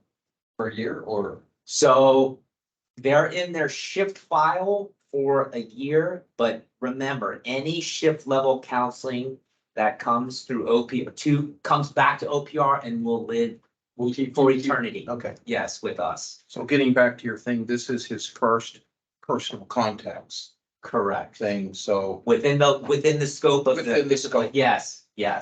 So if there was another one of this type of event, that's when it would get maybe to that Yeah. higher, to the next level. Yes. And what is the recourse if the officer violates within like a 12-month period? It will go to the next level, but caveat, if it's egregious enough, go it higher. would jump that Could go level higher. and go to the discipline level where it's ours. And we've corrected that with the new guideline, which is aggravating circumstances. We can hop around on that matrix. So My point in offering that it would be insufficient is that I believe that there is a tighter nexus between those two things and this thing than as as was explained. I think it's a tighter nexus than just, well, were these type of violations in the same bracket of the policy. I think that the undercurrent of what precipitated those things is all a river that's strongly flowing through this entire thing. I think that compounded with how the officer responded during this, investigation period, and also compounded, unfortunately, length of time in the department. shows that perhaps a little bit more need to be done to say that this is really something as a department, we are focused on having better interactions. And that just that primary level, it just isn't gonna cut it with all those radios. That's Anybody need any other information before we Well, so. make our vote on sufficiency of discipline? What's the motion? is it sufficient? What's the discipline by OPR and ACPD Was sufficient? there a recommendation from Anika and Julie on this? I don't know if there was a formal recommendation or more just like discussion points. No, I I don't didn't think, get we didn't have a recommendation. I'm trying to, Yeah, that's what. no. Okay, if not, then I would just say vote for sufficient first, and then if that doesn't carry, then vote for not sufficient. Take a vote on sufficient and then not sufficient. Thank you, Mummy. Before it goes to a vote, my recommendation is that discipline that ACPD put forth is sufficient based off of the totality. Okay, and Mummy, I like your format. So with that being said, to keep us moving along, barring any other questions, thanks for the feedback. So the first vote is for if the discipline that ACPD laid out was sufficient. Someone may need to put that motion forward. So I would like to entertain a motion for the sufficiency of ACPD's discipline in this matter. Somebody want to make a motion? I'm not sure how to phrase it. I'm If there's no motion, there's I don't know no. how to phrase If it. there's no motion. What are you asking exactly? You call for a motion, no one's going to make it, then we move to the next option. I move that we vote on the sufficiency of the discipline. Did I phrase that correctly? But I think you have to put it in the affirmative or negative. Negative, Oh, right? that we vote in the affirmative. The affirmative. I'm sorry. So For say, that That it it is. Mummy's recommendation was that we first vote that it is sufficient right. or not. well, I think we have to say, the It's motion sufficient. is, The motion is that The this, what the recommendation Just is, sufficient. just that's the motion. Okay. I somebody think, want to I make a think the question? motion can be generally, I've moved that we take a vote on the sufficiency of the discipline, and then then you would take up sufficiency first, all those who vote that the discipline was sufficient, aye, nay, and then if that doesn't carry, then you go to all those who vote that not sufficient, that the discipline was insufficient, and then take the vote that way. That would Okay. be my recommendation on efficiency, but we can Thank certainly you, get some more Mummy. Here we go. clarity on parliamentary rules.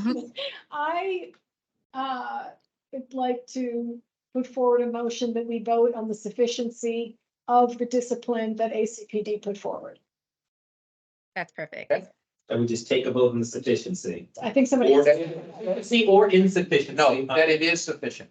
Oh, that is sufficient. We're gonna do yeah, that one I think first. we have to do it that way. Okay. Somebody has to second, doesn't somebody have to Yeah. second? We can- To second anything. Does anybody, does anybody, I'll second it, just for. I just said, does anybody want to second? Okay. And let everybody have a chance. Okay, you I'll seconded, second it, yeah. okay? All those in favor that ACPD's discipline was sufficient, please acknowledge with an eye. Can I say Candidates. abstention is a possibility? We'll get right? your abstention. Okay, Nays, I do not, yes, I do not believe it's sufficient. we have 2 nays. Any abstentions? 2 abstentions. we didn't get, so we didn't so we have a problem. Okay, That vote just would not carry, so then you would need to vote on the insufficient. yeah, now we're gonna go with the insufficient. So I'm gonna entertain a motion that the discipline recommended by ACPD is insufficient. So moved. Okay, A second. second. All those in favor that the discipline was insufficient, please acknowledge by saying aye or raise your hand. Aye.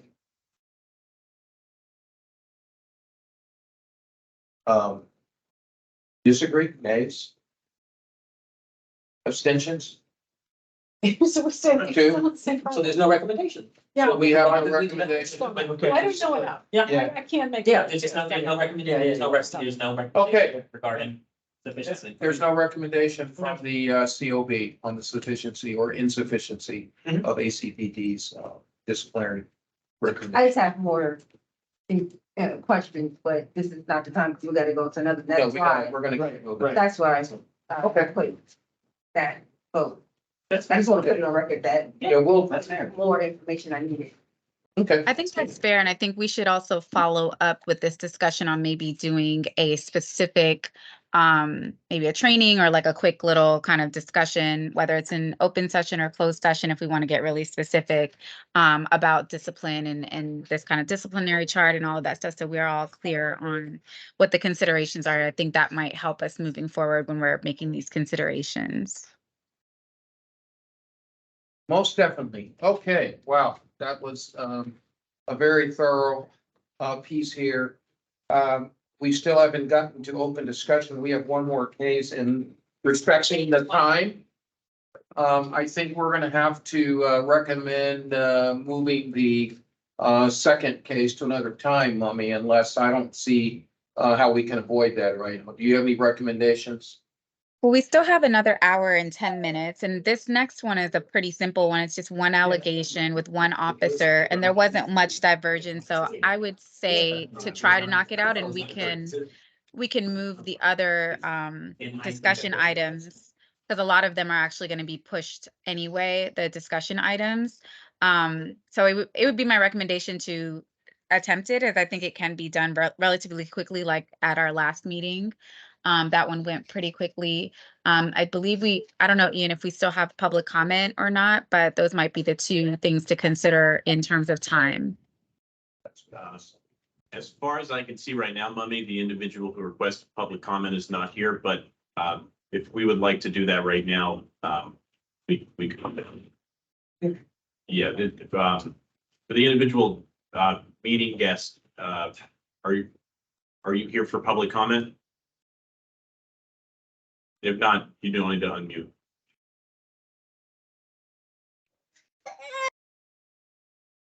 Okay, Gary, do you want to? Please put their hands on. Here we go. Here we go. I'm sorry I had to step out, but is the motion to, or have we agreed that we are gonna postpone the discussion for No. the additional investigation? We're gonna do it. We're gonna try to do it. My recommendation is that we do postpone it to the next meeting agenda and to ensure that it gives its full breadth of investigation. I don't want to be the lead, I don't want to feel as if we're rushed and give appropriate time to public discussion. That's my recommendation. I was prepared to be here till 9:30. That was what was on my calendar, so I'm ready to get That's to my comment. That's my recommendation for tonight. Yeah. Okay, thank you. Well, I've listened to Mummy's recommendation, and having reviewed this thoroughly, we're gonna continue, and we're gonna go ahead and attempt to knock this out. So, Gary, are we then postponing public comment for the time being? yes, Okay, So we're going to do both investigations and then take public comment. yes. And if we could just maybe I will facilitate this in the chat, but anyone that does want to make public comment, I do see one hand raised. If there's anyone else, if you could just comment in the chat, so then I can figure out how much time to allot for it and how much time each person should get, which will be an equal amount per speaker. Okay, we're gonna move to complaint 23 CMP-32, created August of this year. Our leads were Jim Miller and Julie Evans. So Jim, over to you. Thanks, my chair. Thank you. First, I'm going to start off with the summary, and then from the summary, we're going to talk about the allegations. Just so we're really clear, we start off the onset that this complainant does coincide with the previous discussion, and the relevant policy is personal contacts. So with that context, we'll start with the summary. A community member submitted a complaint to ACPD through the public portal alleging that one of 3 officers who responded to a 911 call after a tow truck ran over her foot, laughed at the complainant, and were unprofessional. A review of the body worn camera footage indicates that there were initial miscommunications and possibly attributed to the language barrier, the Spanish speaking language barrier in particular. Specifically, the complainant's initial account of the events was determined by the officers on the scene to be incomplete after speaking with the tow truck driver by the phone and asking the complainant additional questions. The 3 officers determined that no report was warranted from ACPD because the injury was attributed to an accident on private property, which is important context, and not a crime. And because the other interactions between the 2 parties were civil matter regarding that particular private property. In this case, vehicle of the complainant, and also the fact that it occurred on private property, and also the tow truck being private property. Body worn camera footage also indicates that the officers muted their audio while on the scene, which was not strictly in conformance with ACPD policy at the time. Officers 1 body camera footage omits 2 minutes of the subsequent dialogue with the community members, possibly because they, obviously it's an allegation, is because most likely determined that they forgot to turn the device back on upon returning the conversation with others. The complainant alleges that one of the officers violated the personal contacts policy, and ACPD's OPR determination was to exonerate the claim. And the independent policing auditor's report concludes that the allegation is not sustained. So in regards to the kind of discussion questions that were raised during the investigation, we already talked a little bit about some of those particular allegations. Language barrier was absolutely a consideration throughout the entire information exchange. Watching the video footage, it was difficult, even the Spanish speaker, to try to really talk through this with multiple people and to get the facts, especially from the complainants. Officers' 1 comments were more than reasonable, given that some of the materials detailed were omitted from the initial account of the accident by the complainant, but were probably more in kind of a confrontational tone than was strictly necessary.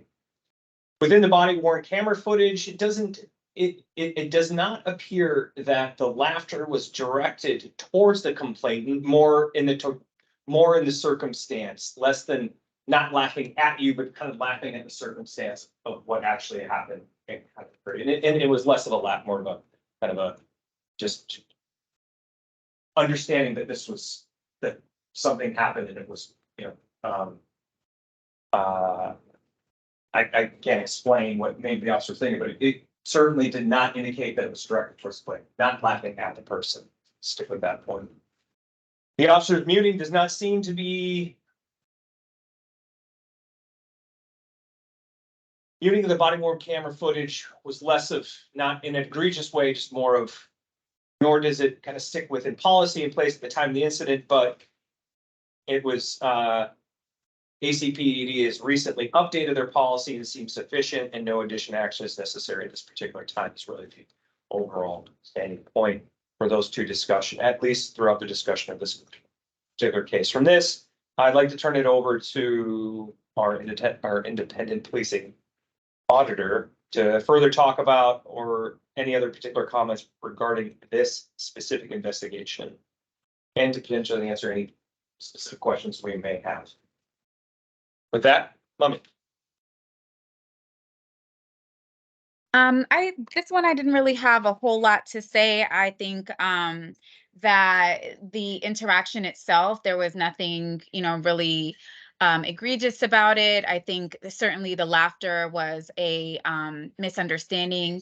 I think the piece that I kind of centered on was the kind of defensive or kind of accusatory posture that the officers took, specifically the officer that's the subject officer, and that I think the interaction could have gone a little bit differently had they asked the interpreting officer to get information as to why that information was excluded. I think the information could have been excluded for a number of reasons. Maybe she didn't think it was related to why her foot was injured. Also, she wasn't the person that drove the vehicle off the tow truck.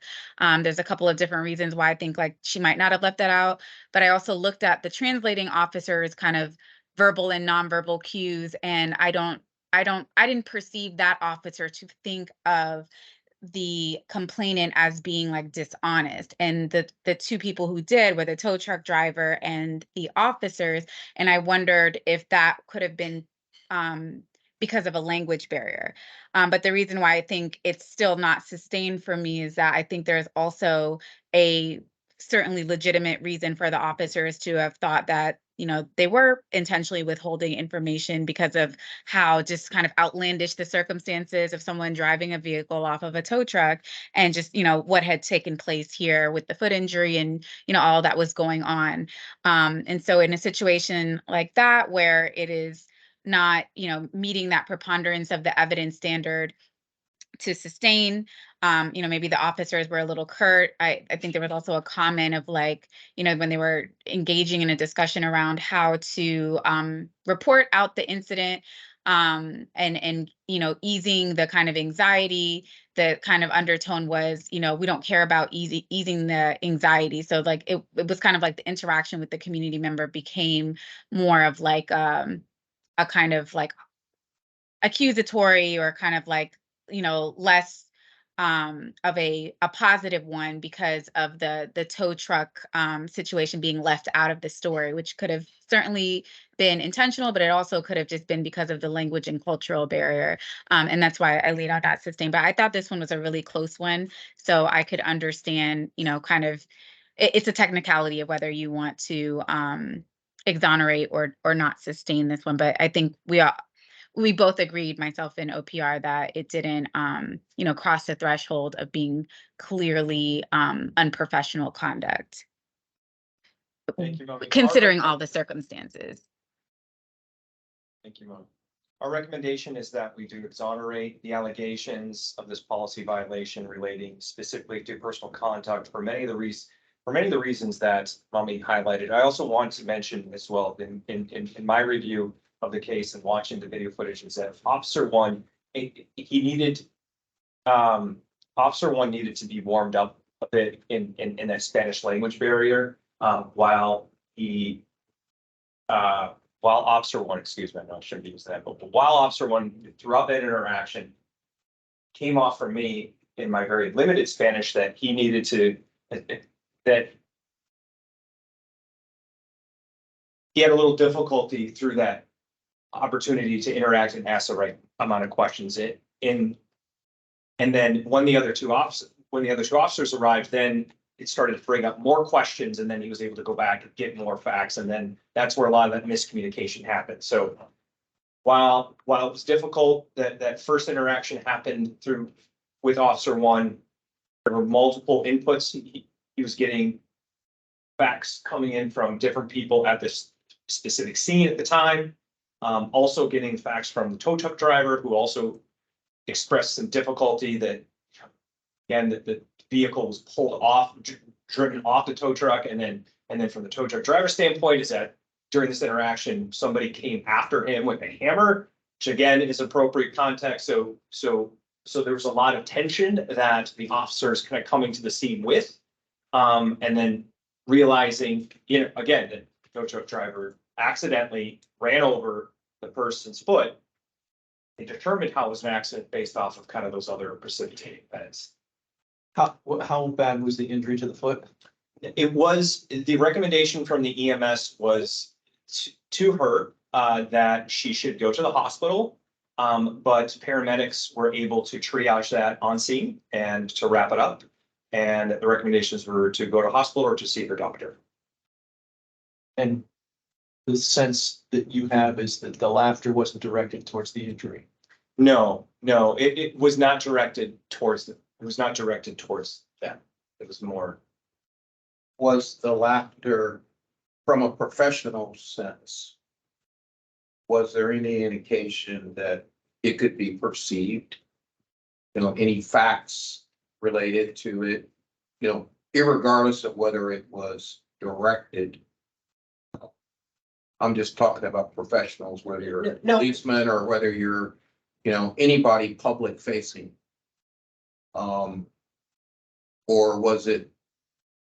And the reason I'm asking this is this gets back into the sustained or exonerated. I mean, if you can't tell, but are there definitive facts that say it was totally unrelated to what was happening, even if it was funny?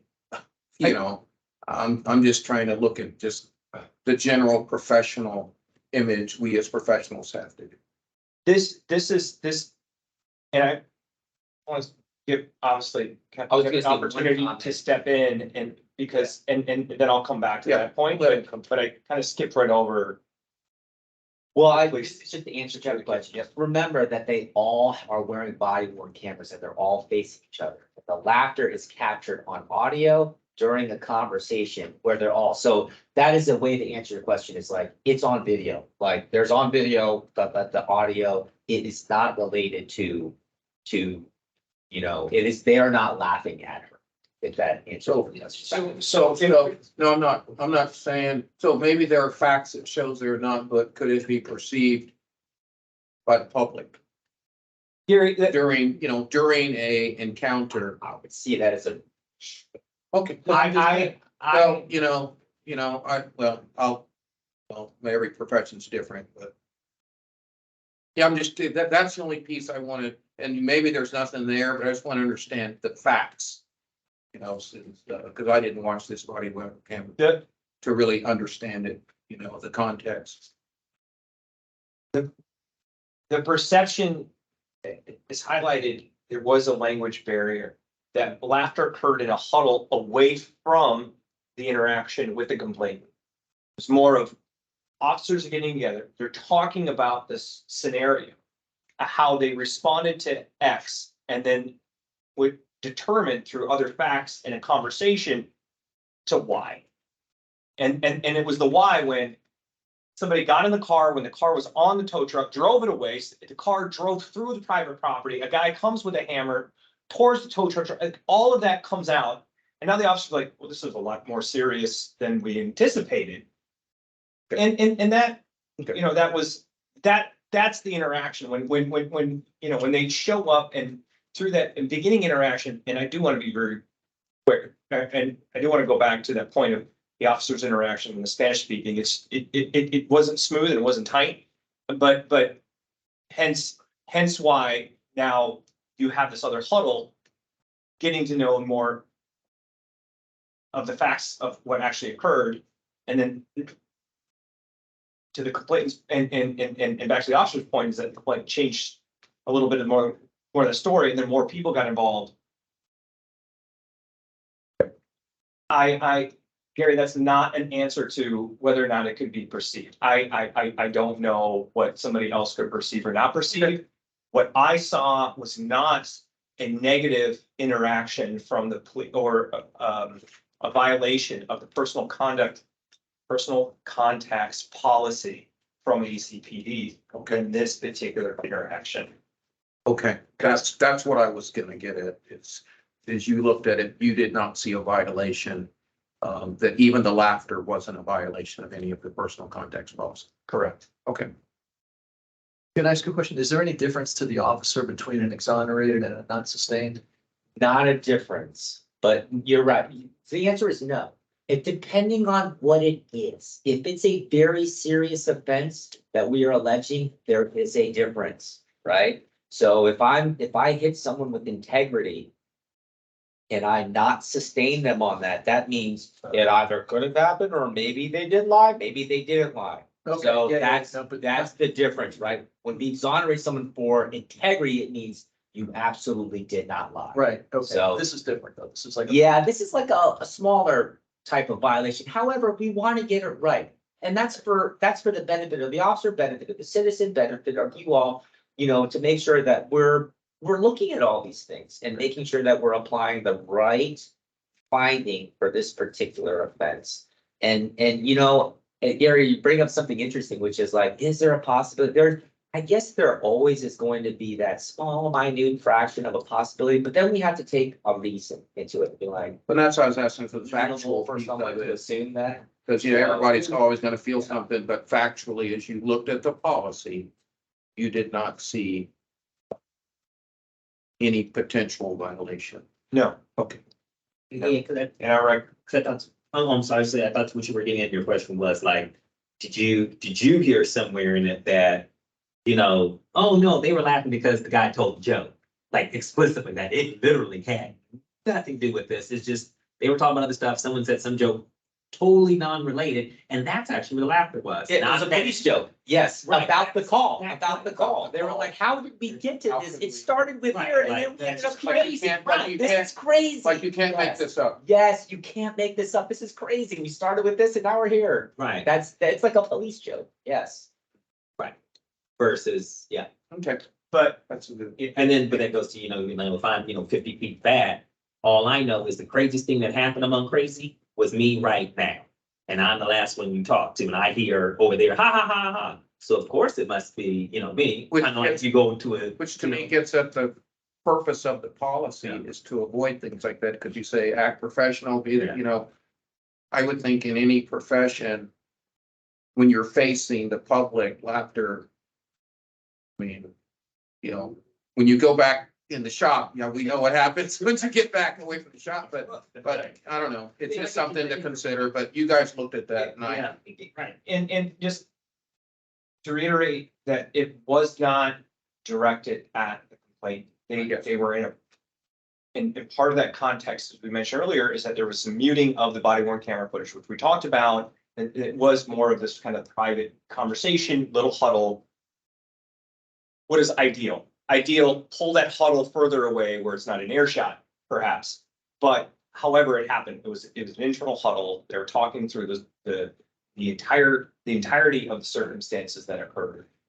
And But no, clearly the complainant thought that it was directed towards the complainant, that therefore, which is why you have. Finish. yes, Yes, yes, the police officers, when they were laughing, were speaking English, I'm assuming. yes. Okay, so this is just this is a cross-cultural problem. I'm with you that they, they'd be useful if they had more awareness that when you're dealing with cross-culture and language issues, there are sensitivities and people, if they can't understand what you're saying, may assume you're talking about me. But I think that to expect that, they're never going to laugh about is a little much. Particularly, this sounds very slapstick. So I can understand why. But yes, I'm with you that, and I'm sure you guys work on helping to sensitize them to these cross-cultural issues. And maybe, reminding them might be useful, but I don't think they violated either from what you're telling me. Our recommendation is to vote to adopt the recommendation of the COB investigation. Leads both myself and Chair Evans to exonerate the allegations of policy violation relating to personal. versus the OPR is not sustained. No, OPR is exonerated. Same. It was, It's ACPD I- that says. we should probably hear from Mummy. Yeah, got that, yeah. Should we hear from Mummy now? Yeah. She spoke on Yeah. this one already. She spoke on it. Okay. Yeah, I recommended not Okay, so- sustained, yeah. versus exonerated. just like I just want to make sure we got her recommendation was not sustained. That's correct. Yeah. Yes. Okay. Our recommendation is to exonerate the allegations of policy violation. So Tommy said not, because it's not, It's then backwards, it's it's backwards on Let's this. be here, it's not, They're it's back. correctly, Yeah, is it's that right? backwards, but- Okay, I got it. But Okay. But Monday, if I'm understanding the not sustained rather. Could you clarify for me again, then, for the not sustained, if I'm looking at insufficient evidence to prove or disprove? Yeah, so Where I was there looked, insufficiency on? Yeah, that's what I'm I trying to looked at not the conduct of the laughter, because that was clear to me that it was not directed at the complainant, although I agree with Lisa 100%. I think that she could have reasonably thought that it was directed at her, particularly because of the language barrier. And then also in the end, she didn't get an actual report. So she just kind of overall felt like the situation wasn't being taken seriously. But that was, I think, the reason why they didn't take the report made sense. I know that the laughter came as a result of the internal huddle. So I did not focus on that particular piece at all. What I was more so concerned about was the kind of like accusatory, kind of like curt of like, why did you leave things out? Why did you leave things out? Like that kind of hostile kind of interaction that happened after they talked to the tow truck driver. And I think that the reason why I found that to be not sustained was because although I think it could have gone better had there just been like maybe less of a language barrier, more, communication, because even the translating officer said, I think there's been some miscommunication here. So it's possible that, things just didn't get translated, things didn't get captured, but just giving, a community member who may have that, cultural or language barrier, the benefit of, let me ask some more questions like why this information was not shared. I think it was reasonable to think that it was intentionally being left out. And I also think that, it could have gone more positively had they led with curiosity instead of accusation. And that's why I said not sustained. Okay, that's very helpful. And ACPD says not sustained, is that correct? We say exonerate. And you guys say, so this was switched. Let's make it so that's great. It's wrong here, that's what I was That's trying to why I figure out. had Got it. confused Okay, too. got it, Switched. okay. Okay, Mommy, that was helpful.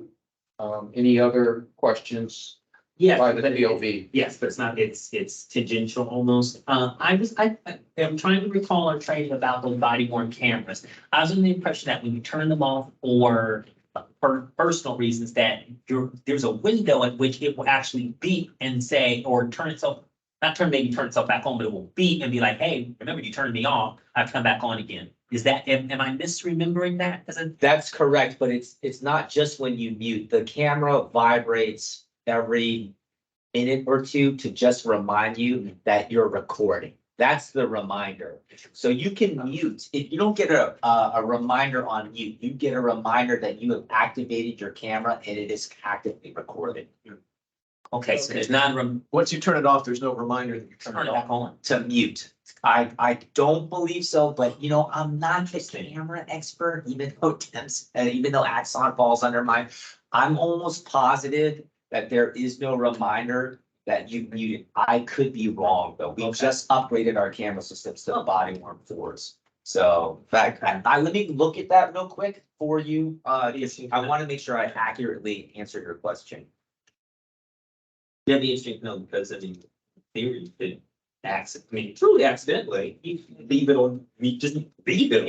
It's very hard to accidentally mute your camera. No, and then accidentally like purposely leave it, but then accidentally zone and then. Yeah,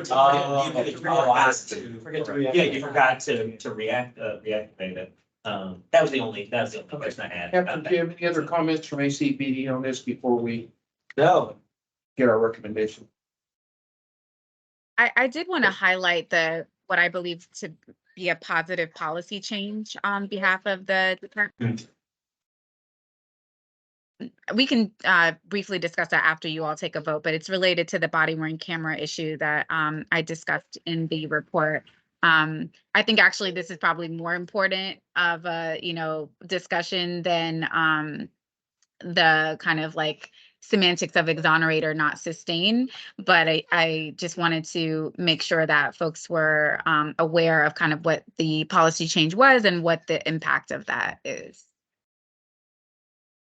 I got a quick question, or a quick answer to your question.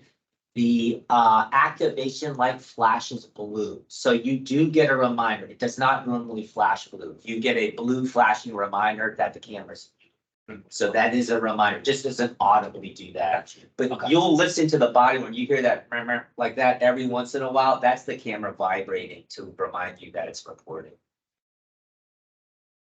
And then as far as the policy recommendation, did you want to hear that after or? Well, it's going to be included. So Jim, I'd like you to go ahead and propose your recommended findings and also any policy/training recommendations that resulted from your readings. Yep, our recommendation is to vote to adopt that we exonerate the allegations of the policy violation relating to personal contact. Okay, and were there any policy or training recommendations that were included by you guys No, at but this point? perhaps we first vote Yeah. on that and then we'll talk about. But you have some things we can No, decide. we do not have Okay, any we don't have recommendations for policy recommendations Okay. beyond the based off this case. All right.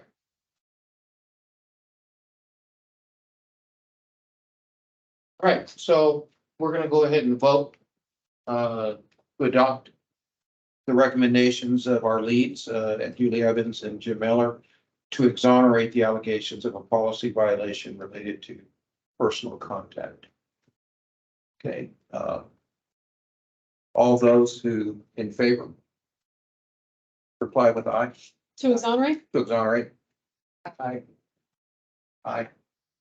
All opposed? Abstentions? Okay, it passes. You're accepting recommendations related to exonerate the allegations. Oh, actually, I would like to hear that. I think that you just said, any policy. Well, let's finish this one. Let me finish. Oh. Okay, so we're done with that. Yeah, that one. We've got that recorded. Okay.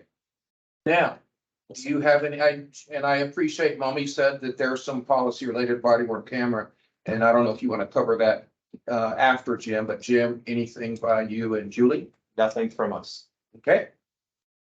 Mommy, Yes, I did not have a recommendation to make on this one because when this investigation came up, I did observe that the officers involved in the call for service did mute their body worn cameras at different points of the interaction, mainly to have that kind of internal huddle that Jim referenced earlier. I am a very big proponent of like making sure that the reasons for muting body worn camera are limited and rare, because body worn cameras are extremely important for purposes of accountability and transparency, and for us to be able to do our jobs, and also for training purposes and learning opportunities and that sort of thing. When discussing the policy that was in existence at the time, which is the policy that was attached to my report as an exhibit, the previous policy had a kind of list where it said, but not limited to. So, it starts off by saying in rare circumstances, an officer may mute the camera, and then, a couple of sentences, and then it.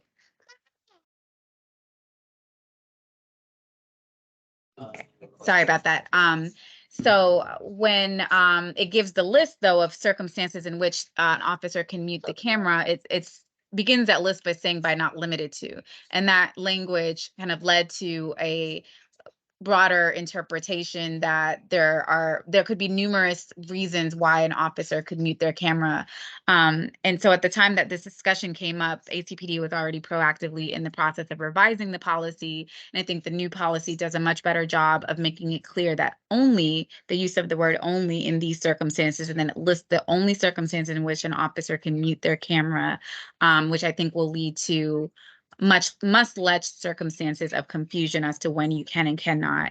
And so I didn't think that it was productive to hone in on that for this particular investigation, because that policy was in the process of being revised. And I think that the fact that the department did that proactively is something to highlight, and that it's going to address the issue on a more systemic level was more of the kind of takeaway that I wanted to highlight, versus honing in on whether or not, even under the previous policy, these officers should or should not have muted their camera.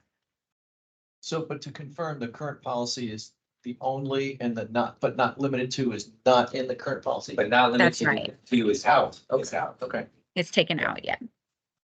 That was it. I just wanted to highlight and make sure that it was made clear that that was a policy that had been revised proactively on behalf of the police department. I think I support the language change. I think it's a great policy change. You guys do that proactively, or? We've been working on amending the DEMS policy for almost 10 months. But what you see is a version of 10 months of work of amending that policy. When we adopted body worn cameras in 2020, we sort of, plagiarized a couple of policies that were already in existence to help us sort of guide us, but then realized that there were a lot of holes in there. I mean, there were some things that were just clearly not addressed. Do I have to turn my camera on when I'm off duty and I take police action against someone? If that's a stipulation, are officers going to intercede off duty if they see a violent crime happening? Like if I think I'm going to be hit with a DEMS violation, because I don't have my camera with me. Am I going, I mean, I should, but what we don't want to do is create a situation where an officer is second guessing themselves and being like, I don't know if I should get involved in this. I don't have my camera with me. So we went through the policy and started fixing all these things. The muting thing came up as a big point of contention. And we specifically chose the words only because it is important for us to make a restriction that you cannot willy-nilly decide that you're going to mute your audio. It has to be under very specific circumstances, and we're going to tell you what they are, and that's it. So yes, we worked very, very hard on trying to get this. It was a lot of work for our former, someone who just got transferred out, but he did a tremendous amount of work on this. He and I could talk about this policy daily on its build up to it finally being signed in the summer. It was a very, very major undertaking. So, yeah, there's probably some things we need to fix in there too. So It's never perfect. yeah, it's never perfect, but you know, that's the thing about policy. You always like, maybe we can adjust and you know, make improvements always. So It's good. Okay, think we've checked that one off, that investigation. So, I saw that you put a note in there about would anybody like to make public comment. So we're gonna open that up real quick. And then before we wrap it up, we're gonna look at the next meeting date, which is currently February 14th, Wednesday, and make sure that there's no changes we need to make to that based on you know, family interaction. So People up, aren't you? Yeah. People up. So we'll, all right, so let's first, just real quick, I didn't see anything, but let's offer the floor for any public comment for people. If there is public comment, I would just ask that you just reference the guidelines that are should be on your screens now. Essentially, the gist of it is that when you're giving public comments, this is point number 3. We ask that you may identify yourself, but we do ask that you refrain from identifying any other parties by name. And with that being said, if there is any public comment, I would recommend no more than 3 minutes per public comment. Okay, who was that? Amy? I saw you were ready to speak. Yes, hi, can everyone hear me? Yes. Yes. So thank you. I really appreciate the nuanced conversations that everyone had, particularly about the first investigation. I look forward to more conversations about considering not just the policy the ACPD has, but also considering the mission, the values, the culture that ACPD has and the community wants when we're considering the complaints from the public of interactions with the police department. But my question and comment is specifically for the first case that you dealt with. Unless I missed it, I didn't hear the race of the driver and the race of the officer. I think it would be important to highlight that in the future and to just consider it. We know that according to the DCJS data that's been collected with traffic stops, that we know that in Arlington specifically, there's been an overrepresentation of Black drivers being stopped in the last 3 years since they've been collecting data. So I would just like to hear that come up as a factor, even if the community complainant is not actually specifically alleging like a racial issue, but just something to mention as a data point and something to consider in the future as to keep it up as a discussion point. So I would like to know the race of the first complainant. And other than that, I would just like it to be considered in the future. Thank you. And I really appreciate all of everyone's hard volunteer work. Thank you. Thank you. Thank you. Is any, Mummy, do you want to comment on those facts? Yes, I would say that those interactions are for data purposes. They're always captured at a traffic stop as part of like community policing data and that sort of thing. I think in this particular instance, to answer your question directly, the officer presented as white and the driver of the vehicle presented as Black. I do usually include those details in my report to the COB. But particularly, I think they come up in the discussion when it is perhaps an allegation of biased policing, or even if a complainant doesn't explicitly say, I think that I was policed in a biased way. When that comes across in the course of the investigation, it certainly is something that we would look at and consider and raise in the dialogue, even if a complainant doesn't say that in the four corners of their complaint. But I certainly appreciate the value of that discussion and those data points for sure. Yeah, thank you, Amy. We're gonna, for time, move to the next one. And we are internally gonna wrap our arms around data. And Lisa Ortiz is gonna be leading that. So thank you for that, that input. We have somebody, I think we had Mr. Spain with your hand up. You have the floor, 3 minutes. Well, thank you. Can you hear me? Yes? Yes. Yeah, excuse me, mobile device calling in. But one, I first want to commend each and every one of you as a former commissioner myself for the time and attention you've given to this board and your relationship working alongside ACPD and other stakeholders. I know that from what I'm hearing, there's some issues as it relates to policy and how it's interpreted. I'm glad to hear that you're going to kind of look more closely at that those policy issues. But frankly, I like what I'm seeing as a community leader. I think we can all grow from this, right? But it has to be open lines of communication. So again, I just want to come on after watching you here tonight and commend you and working closely together and having this relationship, not only just with ACPD, but also extending yourself in the community, right? It does us no good to have these meetings and commissions where we work like in a silo, but the more we can be forward facing and build that level of transparency and trust, then maybe there'll come a time one day when we won't need a community oversight board, right? So thank you for your service, and I just wish you the best. And have a good night.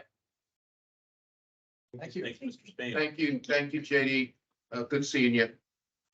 Does anybody else identify yourself with your hand up? If not, I'll give you about 5 seconds here. Okay, thank you. That public comment, very, very useful. So the last thing, the next meeting.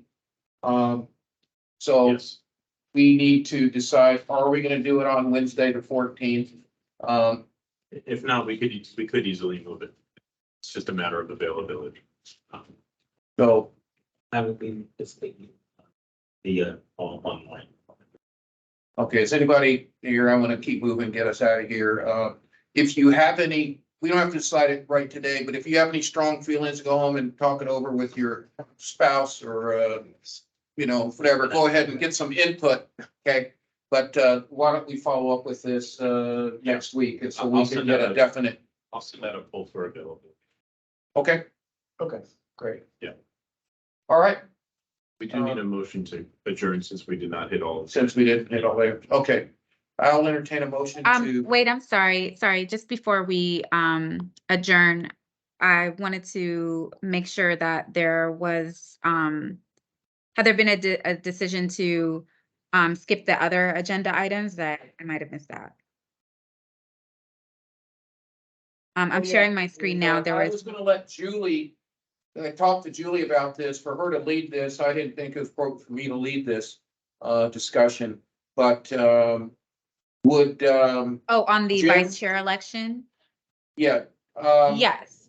Can you go ahead and provide the information to Jim, and I will let him, if there's any leadership or any decision or anything that he needs to do. So can you just walk through this real quick? Yes.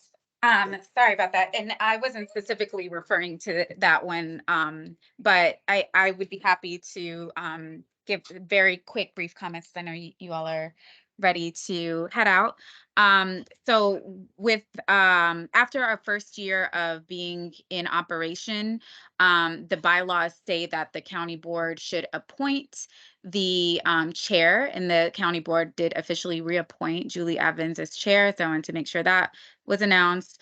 For vice chair, though, the COB has to actually elect the vice chair.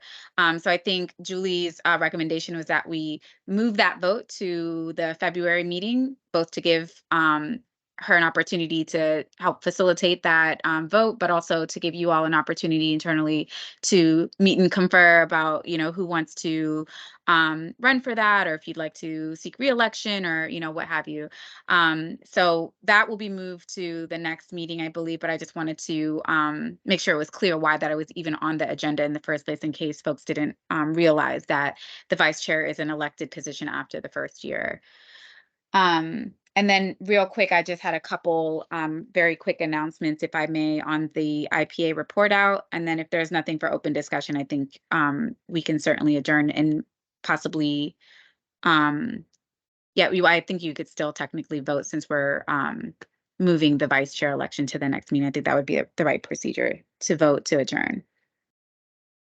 Okay, it is moved to the next meeting. Okay. So are there any questions about that before and is it okay for me to go into some quick updates on the IPA report out? Yes. Okay, perfect. Thank you.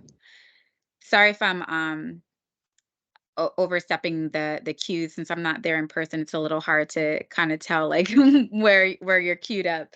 But just real quick, I wanted to highlight, in case anyone had not seen the email, that there is a virtual community engagement event for myself, as well as practitioners from Charlottesville and Alexandria and Fairfax. That's going to be tomorrow night, hosted on Zoom. It is on our website, and we've sent it out on our Gov Delivery listserv. It's also in your emails, but it's free to register, free to the public, and definitely wanted to just make sure. And it's going to be moderated by the executive director of NACOL. So definitely encourage you all to spread the word and attend if you're available. You will also receive at the end of this month, or by the 1st of February, a newsletter. A report on the investigations that were exonerated by Dems or deemed as non-investigatory, that will be going to you all specifically. And then there will also be a Q4 newsletter for October through December of 2023, published simultaneously at the end of the month, or by February 1st as well. So just be on the lookout for that. I will email those out to you all as always. I also wanted to just resurface my ask for you all to schedule debriefs. I know that in the beginning we got a chance to kind of have one-on-ones a lot more, and investigations have had us all kind of, and life has had us all under the water, but it is really important for me to be able to connect with you all and just kind of see how things are going, and if there are any concerns or ways that we can improve, and just get your thought partnership. So if you have some time coming up in the next couple of weeks, I would love to schedule some time to speak with you all one-on-one. And then the one last thing I wanted to say was budget cycle is gearing up, and Chief Penn and I were talking about the piece in the ordinance that talks about where the police department would do kind of a report out about the previous budget year, which that would usually happen in the fall. We wouldn't have that until later on in the year, but before the budget cycle gets up and running, and certainly would be after they make their proposal to the county board, an opportunity for ACPD to meet with, my recommendation would be possibly 2 members of the COB who are particularly wanting to be leads on like the budget related stuff. That way you all can engage in a kind of, open dialogue in a, question and answer session, and then maybe do a report out during your public meeting. It also would help to, just kind of help with scheduling. But I just wanted to throw that out there as something for you all to consider. It would be something that we probably want to do in sometime mid to late March. But I would, if there are any people who are interested, if you could just let me know, I will help coordinate with you all and Chief Penn, so we can start getting those meetings going and go from there. And that's it. If I'm forgetting anything, it's just because I'm trying to be fast so you all can go home. So forgive me, but if I think of anything else, I will email it to you all. And thank you guys for sticking it through and getting this done today. I just wanted to say that as well. I know we're trying to like catch up on backlogs from operationalizing, and you guys really powered through tonight and got through 2 investigations. And I'd love to kind of hear your feedback. Doesn't have to be right now, on how it felt to do 2 in 1 meeting, and if you think that's a pace that we want to keep up moving forward. Okay. All right. So if somebody would like to make a motion. Sure. Make a motion to adjourn. Okay, all those in favor? Aye. Opposed? Abstentions?